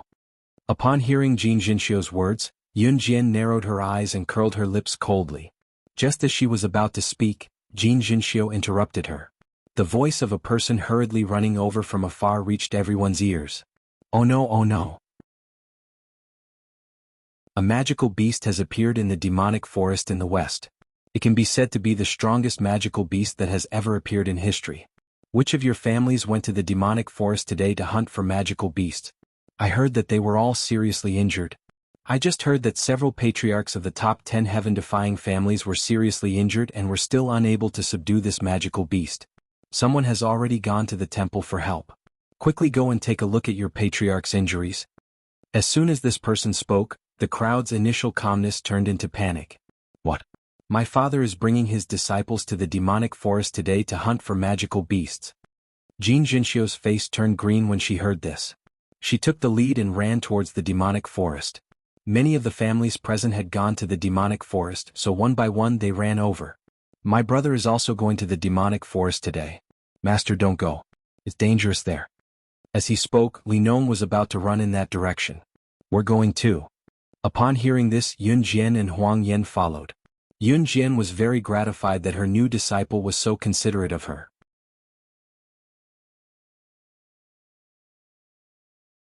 Chapter 1925.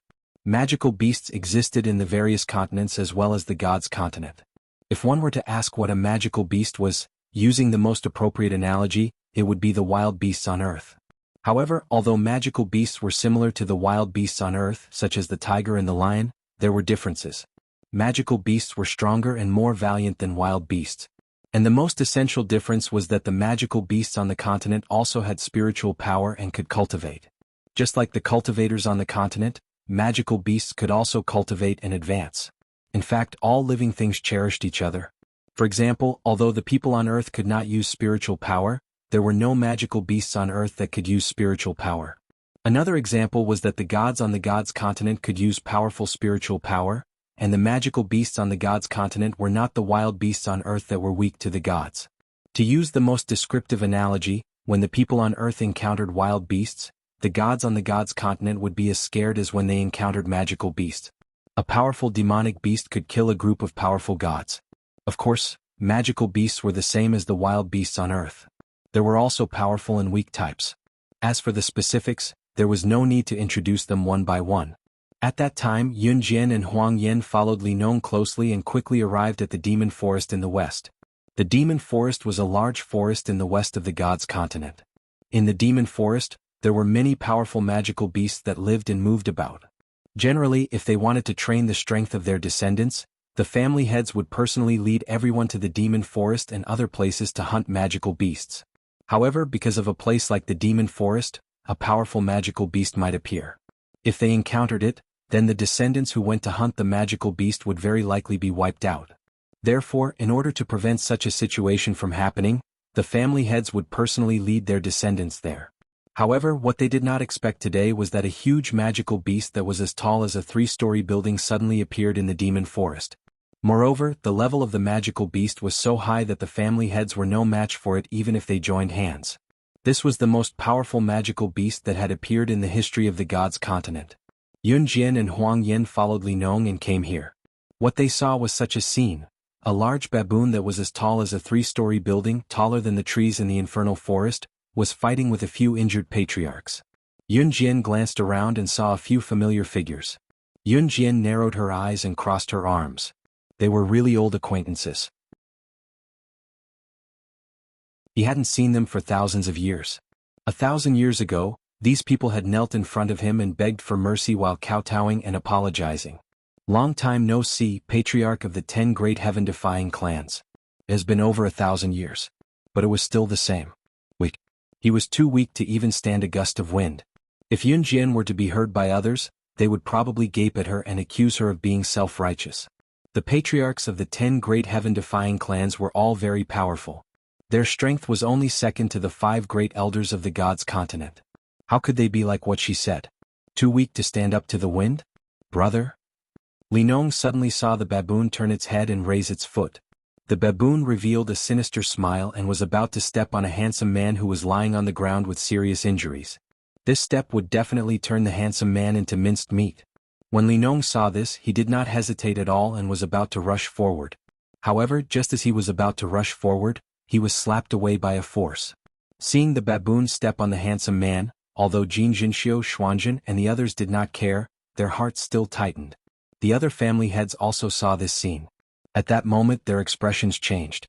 However, just when everyone thought that the handsome man would be trampled into minced meat in the next second, a small and perfect figure blocked in front of the handsome man. Was she crazy? Seeing Yun Jian's action, everyone present was so scared that their faces turned pale.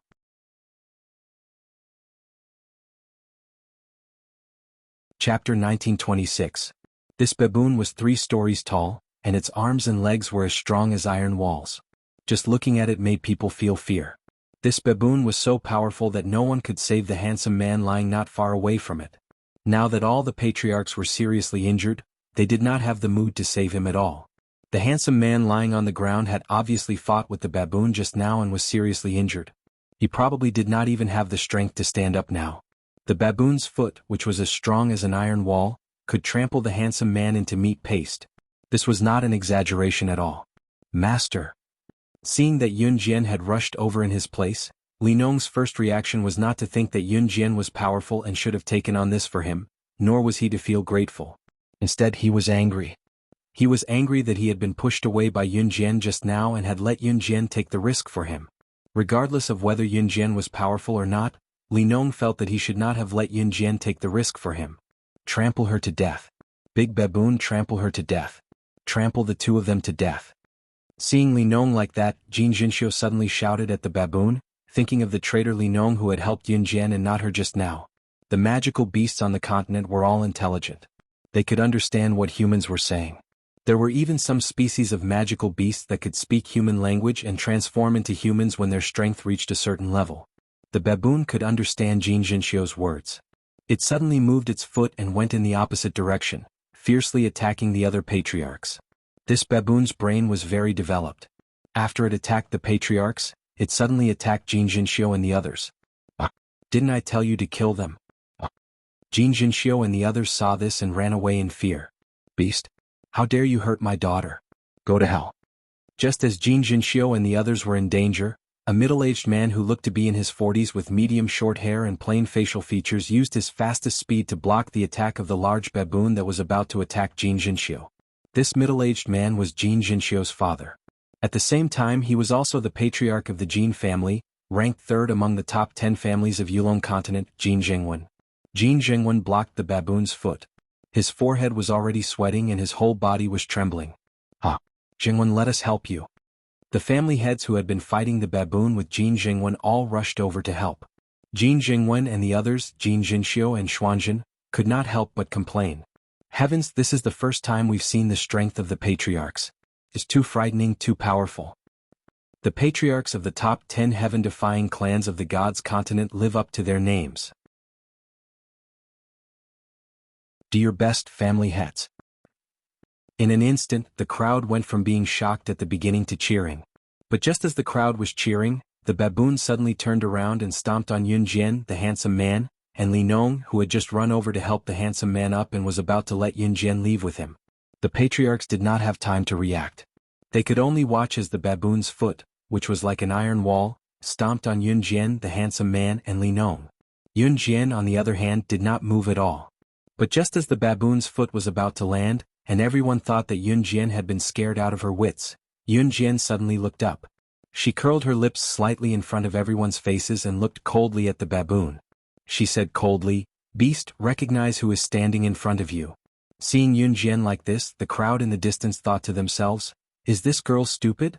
Will the beast listen to her when she talks to it like this?" Her words would only provoke the beast's anger. Just as everyone thought that Yun Jian and the other two were done for, the baboon suddenly knelt down in front of Yun Jian, trembling as if it had seen a figure from its terrifying memory.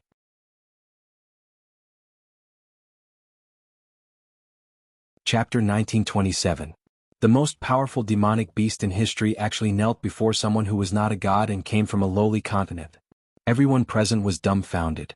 How is this possible? Why did that demonic beast kneel before her? That's impossible. How is this possible? Oh my god. What the hell is going on? Seeing this, some people began to shout in panic. What the hell is going on? Regardless of the situation of the demonic beasts from other continents, one must know that the gods of the gods continent were very proud. Correspondingly, the demonic beasts of the gods continent were also very arrogant. Many times, the demonic beasts of the gods continent were even more arrogant than the gods. Those demonic beasts were existences that were unwilling to lower their heads even before they were killed. And today, because of Yun Jian's shout at the demonic beast, this giant baboon that had forced the patriarchs of the top 10 families to retreat to that state was the most powerful demonic beast in history. It actually knelt before her. Moreover, after the giant baboon knelt before Yun Jian, it even shrunk its huge body. Looking at Yun Jian's expression, it was obvious that the giant baboon had seen something that terrified it. Otherwise, given the giant baboon's self-esteem and arrogance, it would never kneel before Yun Jian. At this moment, Jin Jinxiu, who had witnessed this scene, opened her mouth wide. Her facial expression was dilated to the extreme, and she was in deep disbelief. The others in Jin Jinxiu's group were not any better. Especially Xuanjin, whose expression was the most complicated. As for the people in Jin Jinxiu's group, the expressions on their faces were too many to be described with words. Other than Jin Jinxiu, all the injured patriarchs and disciples present at the scene all revealed terrified expressions at this moment. The scene suddenly became so quiet that even the sound of breathing could be heard. No one could maintain their usual expression at this moment. However, at this critical moment, the patriarch of the Jin family, Jin Jingwen, led the group of patriarchs beside him and stood in front of Yun Jian. "Who are you?" Jin Jingwen looked at Yun Jian and asked with a frown. The aura emanating from her body? She's not a god of our god's continent. She should be from a lowly continent. Someone sensed the aura emitting from Yun Jian's body and pointed at Yun Jian to invite the patriarchs to praise her. The myriad continents were considered lowly continents by the deities of the gods' continent. Someone from the lowly continent? Hearing this, all the patriarchs frowned. How could a person from a lowly continent make our god's continent's most powerful magical beast so afraid of her? The few patriarchs still hadn't realized Yun Jian's identity. Instead, they were getting more and more confused. Even in their god's continent, there was only one person who could make this magical beast so afraid. Lord Divine Lord was the only one who could do it. There was only one person in the noble god's continent who could do this. How could a person from a lowly continent make a powerful magical beast afraid? Old fogies, long time no see. I'm sure you've all forgotten about me. Just as the patriarchs were puzzled, Yun Jian suddenly narrowed her eyes and looked at the patriarchs as she spoke softly. "You know us." The patriarchs hadn't reacted yet and asked Yun Jian in a daze. "Of course I know you. Strictly speaking, we're old friends." Yun Jian curled her lips. After saying this in front of everyone who was completely unaware of the situation, Yun Jian's curled lips immediately disappeared. She looked at the patriarchs with a cold expression. The next second, the words that came out of Yun Jian's mouth made these patriarchs turn pale with fright. In front of everyone, their bodies trembled violently. "It's only been a few thousand years since we last met and you've all forgotten about me. Or was the lesson I gave you 1,000 years ago too light, so?"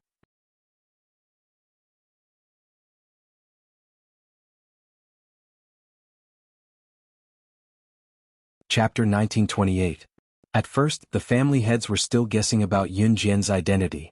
Everyone present, including the family heads, did not understand why this magical baboon would kneel down to Yun Jian, who came from a lowly continent. After all, this magical baboon was something that even the family heads of the top 10 families of the deity's continent could not handle together.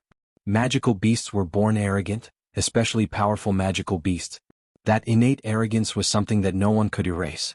But this young girl from a lowly continent could actually make such a powerful baboon kneel down to her. This already made the family heads feel incredulous. However, at this moment Yun Jian said those words just now. My which god? Which god? The family heads were slightly stunned. The figure that made them tremble in fear in their memories overlapped with the arrogant young girl standing in front of them. You are. One of the family heads of the top 10 families suddenly pointed his finger at Yun Jian. His round eyes widened as he stared at Yun Jian in shock. His whole body trembled violently. The family head of the Jin family, Jin Jingwen, and the other family heads standing around had the same expression as this family head. They looked at Yun Jian as if they had seen a ferocious beast in the river. Recalling that arrogant figure in their memories, they were so scared that their faces turned ashen. She was. Yulong continent's Wu. God. That young girl from a myriad of continents who had once forced the top 10 families of the deity's continent to the brink of annihilation by herself. The family heads present would never forget the scene of them kneeling in front of the witch god from the Yulong continent, slapping their own faces while kowtowing and begging for mercy. At the thought of that scene, the family heads were so scared that their souls almost left their bodies. Why was the witch god here? The family heads were so scared that their faces turned pale and their whole bodies trembled. Compared to the magical baboon kneeling in front of Yun Jian, they were not inferior at all. First, the magical baboon knelt in front of Yun Jian, trembling in fear.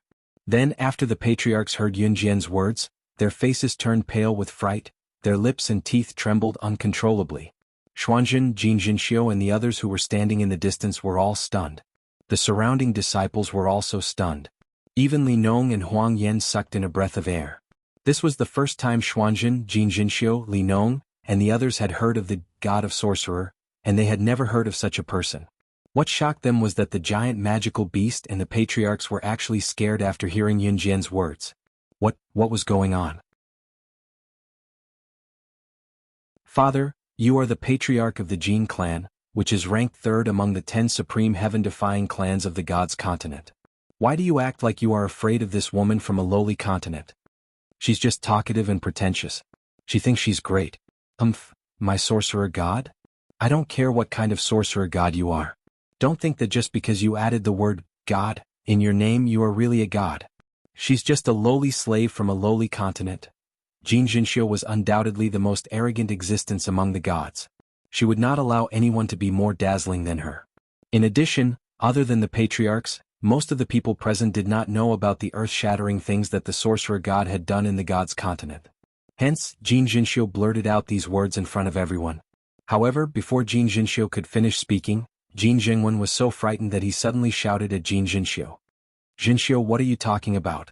Shut up. Jin Jingwen was so frightened that he turned to look at Yun Jian.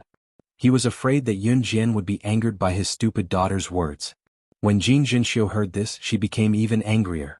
She was about to continue speaking when she saw a patriarch standing beside Jin Jingwen. He was afraid that Jin Jinxiu would say something irreversible. This patriarch recalled the things that had once terrified them, but they had to say it. In front of Jin Jinxiu and the others, he explained in fear, "What do you mean by she's from a lowly continent? Do you know what kind of existence the sorcerer god is?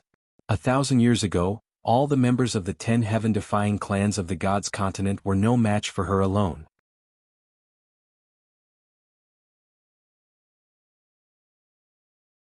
Chapter 1929. When the family head who stepped forward to explain spoke, his eyes widened and his body trembled slightly. It was as if he had recalled something that terrified him beyond words. To the family heads of the 10 great families, what happened back then was a disgrace and a nightmare. Disgrace. The 10 great families joined forces to deal with the sorcerer goddess, but they still ended up in a sorry state. Nightmare. Ever since then, the 10 great families would be scared out of their wits whenever they heard the words sorcerer goddess. Hence, the gods who knew about this back then had never mentioned it to their descendants. It was a disgrace and they did not dare to do so. When the family head finished speaking, Jin Jinxiu, Xuanzhen, and the others suddenly recalled what Yun Jian had said in the morning. She said that she had let Jin Jingwen off back then. She did not expect his descendant to be so arrogant and despotic. Could it be that the Jin family was itching for a beating? Had they forgotten the calamity that destroyed their family? When they heard Yun Jian's words, Jin Jinxiu, Xuanzhen, and the others thought that Yun Jian had lost her mind. They had never heard that the Jin family, one of the top 10 heaven-defying families, had ever suffered a calamity of extermination. Just now, the family head had indirectly confirmed what Yun Jian had said earlier. Not to mention whether the Jin family had ever been destroyed. The sorcerer goddess, who was also Yun Jian, had almost destroyed the 10 great families. Jin Jinxiu Xuanjun, and the others who knew the truth were so frightened that their faces turned pale. How could this be true? This truth was too shocking. Hence, not only Jin Jinxiu Xuanjun and the others, but even Li Nong, who was standing beside Yun Jian, and the surrounding disciples were so shocked that their mouths were agape. She's just someone from a lowly continent. Jin Jinxiu's eyes widened in disbelief as she muttered those words to herself. It had to be said that Jin Jinxiu was truly stupid. Rebellious girl. Shut up. Jin Jingwen, who was standing not far away from Jin Jinxiu, saw that Jin Jinxiu still dared to speak like that. He stepped forward and slapped Jin Jinxiu's face. Then Jin Jingwen turned his head and looked at Yun Jian. He hurriedly bowed and apologized while trembling. Lord Sorcerer Goddess, please be magnanimous. Please don't hold this rebellious girl against her. I'm not old.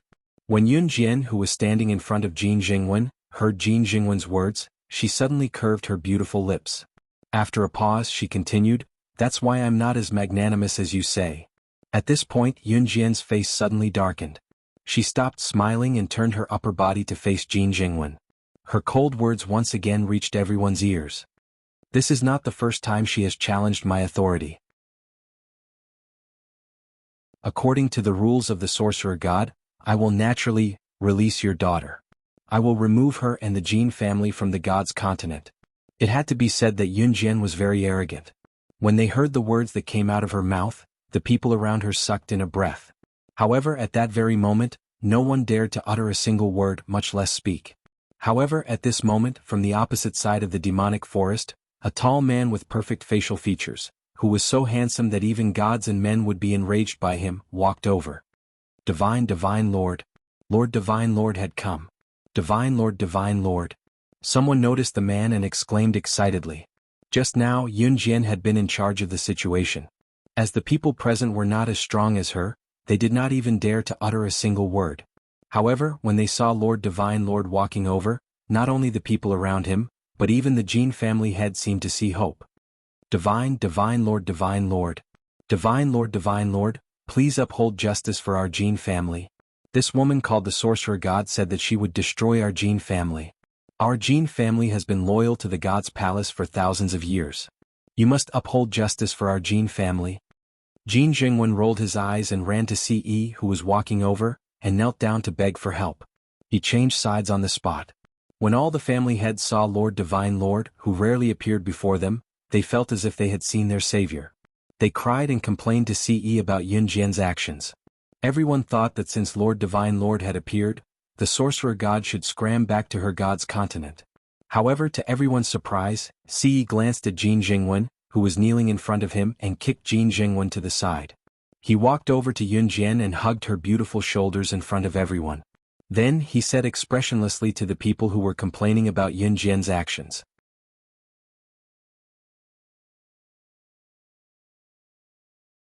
Chapter 1930.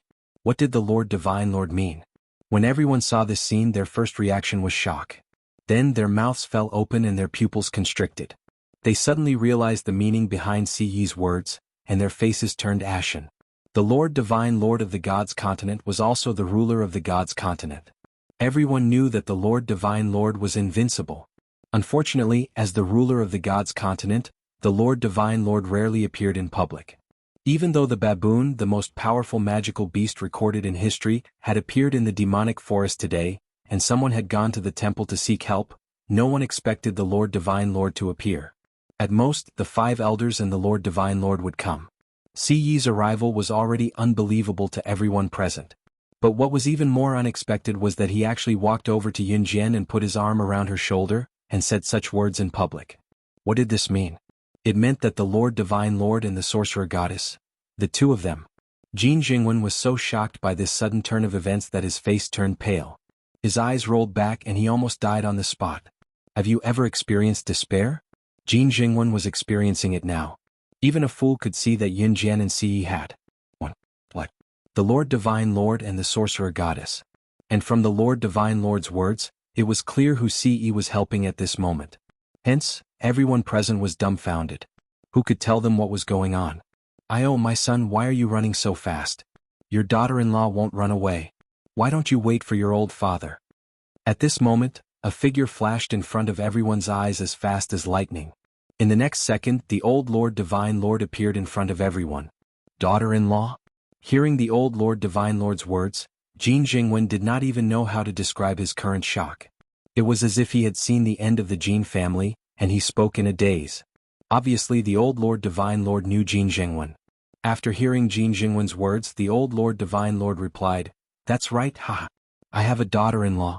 And my daughter-in-law is my little disciple. How is it? Isn't it amazing?" In the beginning, everyone was stunned because the Sorcerer Goddess was actually the daughter-in-law of the Master God, which was also the daughter-in-law of the Lord God. At this moment, everyone's astonishment could not be described with words. "She is also your disciple? Don't you only have one disciple?" Jin Jingwen had never been so frightened in his life. At this moment he was so frightened that he couldn't use words to describe his shock. "Shoo shoo shoo, who said that I only have one disciple? Didn't I just take in a little disciple? Come, little cutie Sorcerer Goddess, come over here." The old Master God was not happy with Jin Jingwen's words. He pushed Jin Jingwen away and walked towards Yun Jian with a smile. Ce frowned when he saw that the old Master God wanted to snatch her away from him. He hugged Yun Jian a little tighter as he cast a sharp glance at the old Master God. When Ce glanced at him, the old Master God shrank back and didn't dare to walk over. That's right. The daughter-in-law is my son's. I can't be a third wheel. This was not cowardice. That was the main point. When Jin Jingwen, who was standing not far from Yun Jian, heard the old Master God's words, he sat on the ground as if paralyzed and gave up struggling. If he had offended the Sorcerer Goddess and the Lord God was willing to help him, there would still be hope. But now, not only had the Sorcerer Goddess become the Lord God's woman, but she had also become the Master God's disciple. Back then, the Sorcerer Goddess had not exterminated the 10 great clans because the Master God had pleaded for mercy for the family heads. But today the Jin family had offended the Sorcerer Goddess again. In addition, the Master God was the most protective. The Jin family was finished. Just as he thought about it, someone who was the most protective of Yun Jian wrapped his arm around Yun Jian's shoulder and glared at Jin Jingwen coldly, speaking up in front of everyone. "From today onwards, the Jin family will be removed from the 10 great clans." After that, Ce half-hugged Yun Jian and glanced around. His mellow and pleasant voice spread throughout the area. "Everyone here, listen up. On the God's continent, my woman is the queen. Whoever dares to offend her will be going against the Lord God."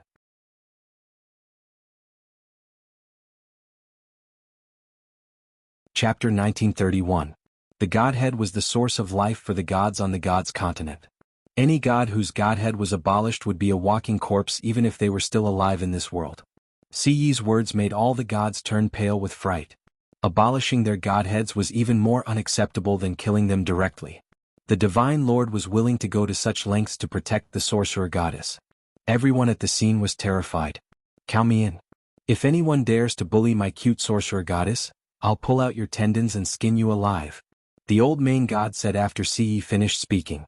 The moment the old main god finished speaking, the people around him trembled. On the God's continent, strength was a symbol of status.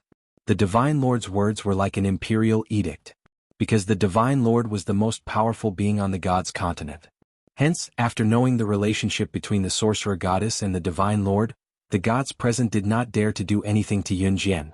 At this moment, Jin Jinxiu was completely dumbfounded. She sat on the ground stupidly and didn't stand up. She kept shaking her head, and shaking her head again. Impossible. How could this be? How could she be the Divine Lord's wife? The Divine Lord's disciple? After Ce finished speaking, he grabbed Yun Jian's waist and tore open the space. He brought Yun Jian into the space and returned to the temple in an instant. The next thing to do was to clean up the Jin family and deal with the giant baboon.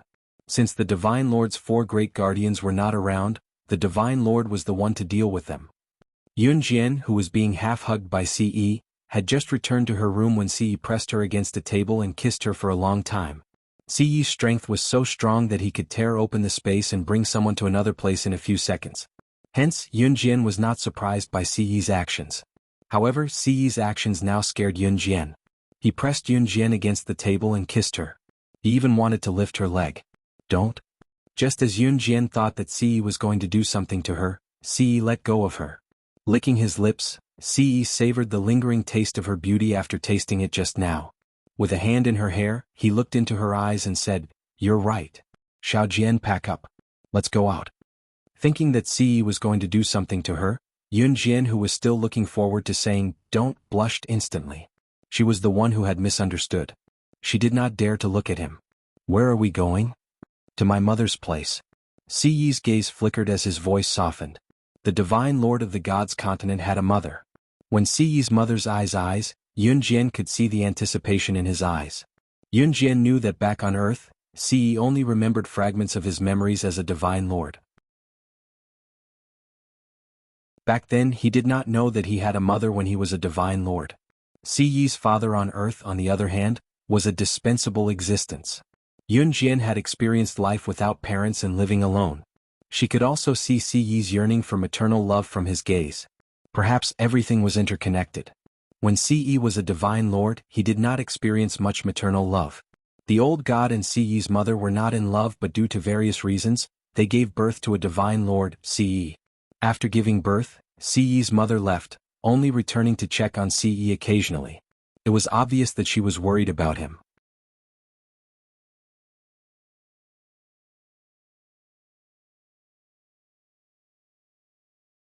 Chapter 1932. Just as she thought of this, Siyi was already holding her hand. After a 5-hour journey, they arrived at his mother's house. Don't ask why Siyi didn't use his ability to instantly tear through space and travel anywhere.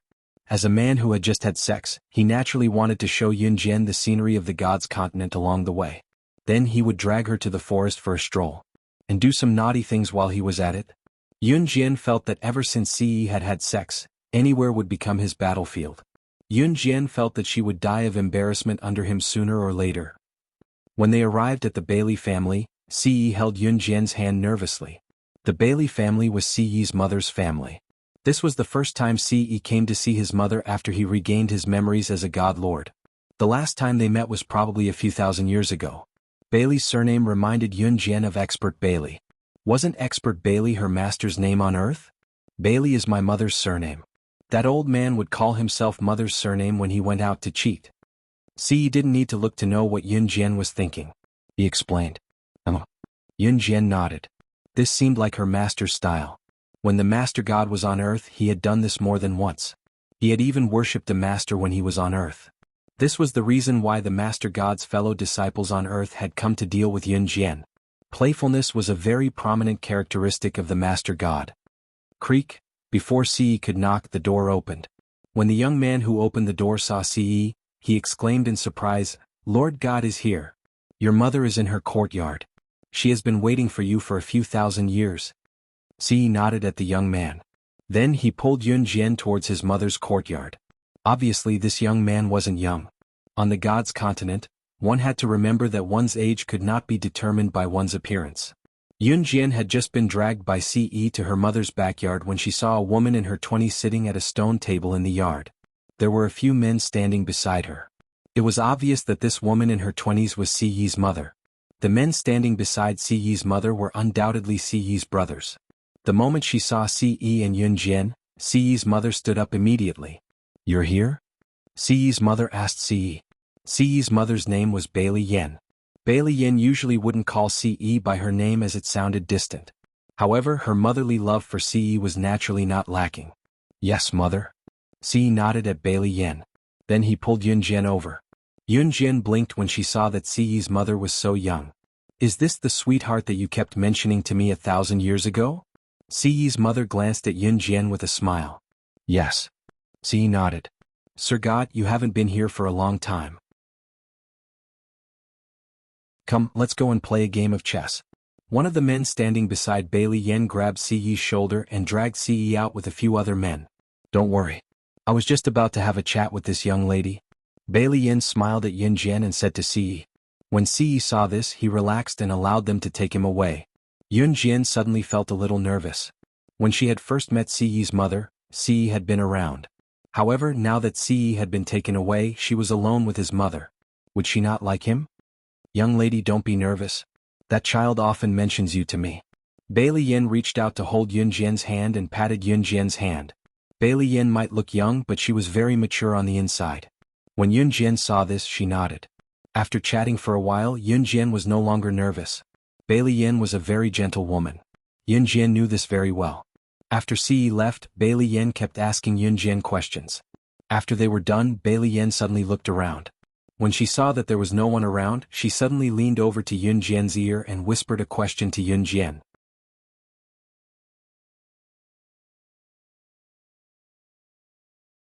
Chapter 1933. When Yunjian first met Ce's mother, Bailey Yin, she felt that she was a very gentle, elegant, and noble woman. She was like the daughter of a real rich family, well-mannered and reasonable. Of course, Yunjian still felt the same way about Bailey Yin now. However, Bailey Yan's sudden question stunned Yunjian. Then, her face suddenly turned red. How could she answer this question?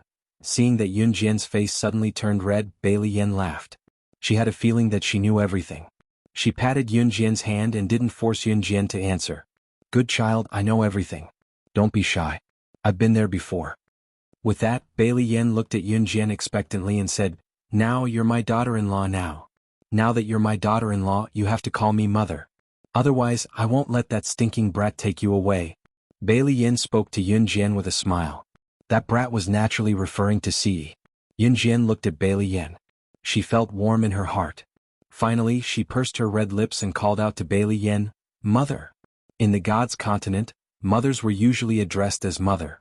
They had to address their elders respectfully like father, mother, and so on. When Yunjian called out to her, Bailey Yan's smile became even more obvious. Although Bailey Yin rarely went to the temple after giving birth to Ce with the Lord God, as a mother, Bailey Yan's maternal love for Ce was the same as that of an ordinary mother. In her previous life, after the Lord God fell in love with the sorcerer god, he mentioned this to Bailey Yin more than once. Bailey Yin had long wanted to see what this girl looked like and what kind of person she was. She wanted to see how this monk who didn't like any other woman was like. And it was proven that Bailey Yin fell in love with Yunjian the moment she saw Yunjian. She pulled Yunjian aside and said a lot of things. She even asked such a shameful question. In some aspects, Bailey Yin was very similar to a sovereign. For example, the Lord God would be serious once in a while. Usually he would smile mischievously. Bailey Yin, on the other hand, was usually serious. Only in front of someone who caught her eye would she ask such a shy question like just now. As they talked, Yunjian gradually became familiar with Bailey Yin. Bailey Yin was not like Yunjian when they first met. She was so elegant and noble that she did not want to talk to people. On the contrary, Bailey Yin could say anything. After chatting with Bailey Yin for a long time, Yunjian fell in love with this gentle and sometimes gossipy woman. When Ce returned, this was the scene that greeted her. Bailey Yin leaned close to Yunjian's ear and whispered something. Yunjian's whole face turned red and even her ears were red. F***ck you brat, you want to run away after winning so many rounds against us? Come back and continue. The men who dragged Ce away to play chess chased after Ce here. Ce had already pulled Yunjian up and told Bailey Yin, Mother, will go back to the temple first. In the past, Ce would leave after a short visit. Bailey Yin was used to it. It was rare to meet a daughter-in-law like Yunjian today, so Bailey Yin stood up to ask her to stay. Why are you leaving so soon? I still have a lot to ask Xiaojian. Bailey Yin had already addressed Yunjian affectionately. Ce raised a brow. I'll ask next time. Let's go. Ce held Yunjian's hand and rejected Bailey Yan's request to stay. Taking 2 steps out of the Bailey residence with Yunjian, Ce turned to look at Bailey Yin and said, Or you can come to the temple. With that, Ce pulled Yunjian and left without looking back. Yunjian did not even have the time to bid farewell. This brat. He's exactly the same as that old man. Do you think I would steal his wife? Bailey Yin, who stood where she was, gritted her teeth at the thought of the Lord God. She immediately recalled the Lord God's annoying face. Everyone knew that Bailey Yin did not go to the temple often because she did not want to see the old man. As for the specific reason, only the Lord God and Bailey Yin knew. At the same time, Yunjian was being pulled back to the temple by Ce. What did Mother secretly say to you just now? Ce asked out of curiosity. Ce lowered her head to glance at Yunjian as she spoke, but what she saw was Yunjian blushing. Even the tips of his ears were red, as if he had done something bad. Yun Jian thought that Ci's mother was just gossipy, but she did not expect that, cough cough. What she secretly said to her just now was,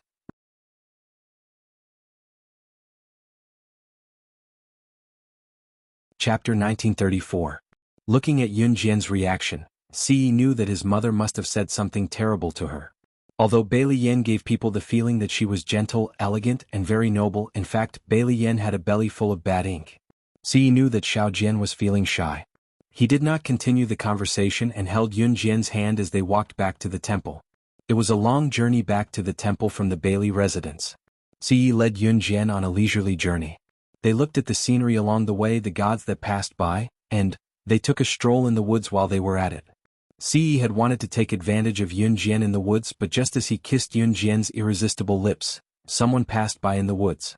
Before the person passed by, Ce wrapped his arm around Yun Jian's slim waist and pressed Yun Jian behind a tree. The tree was large enough to block Ce and Yun Jian from the other two passers-by. Both of them talked as they walked, but Ce did not think that they were passing by. He was nibbling on Yun Jian's red lips with his head lowered.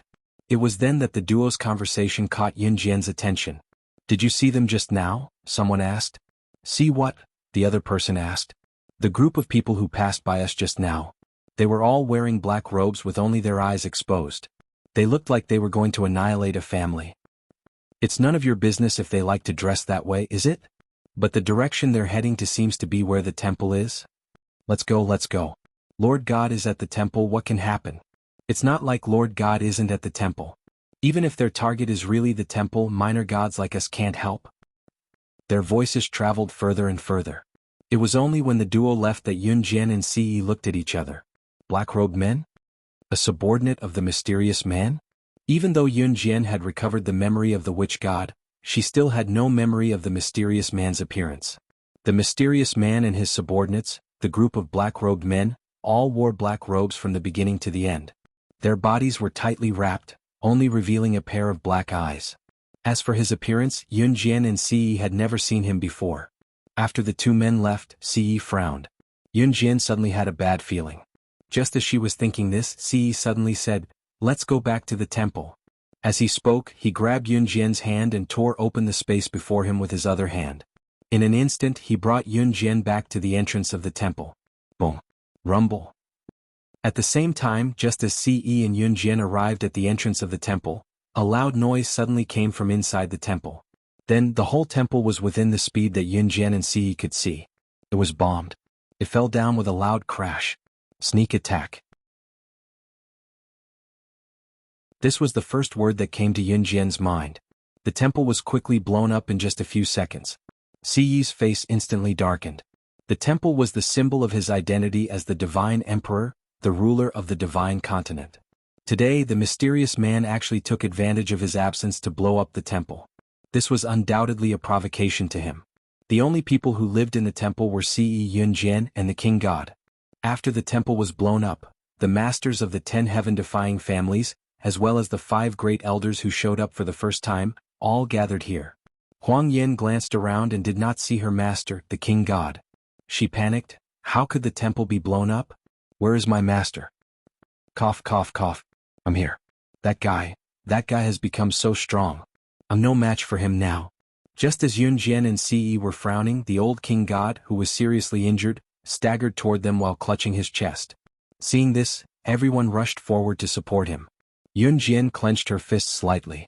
Ce's violent aura was gradually rising. Not only did he blow up the temple, but he also injured the king god.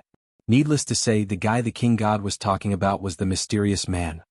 You're tuning in to the Han Li's Wuxia Adventures YouTube channel.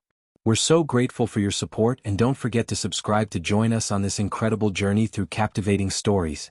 Your generosity through donations truly makes a world of difference, as it's the primary source of revenue that allows me to expand and enhance this channel for you. Thank you from the bottom of my heart for being a part of this adventure.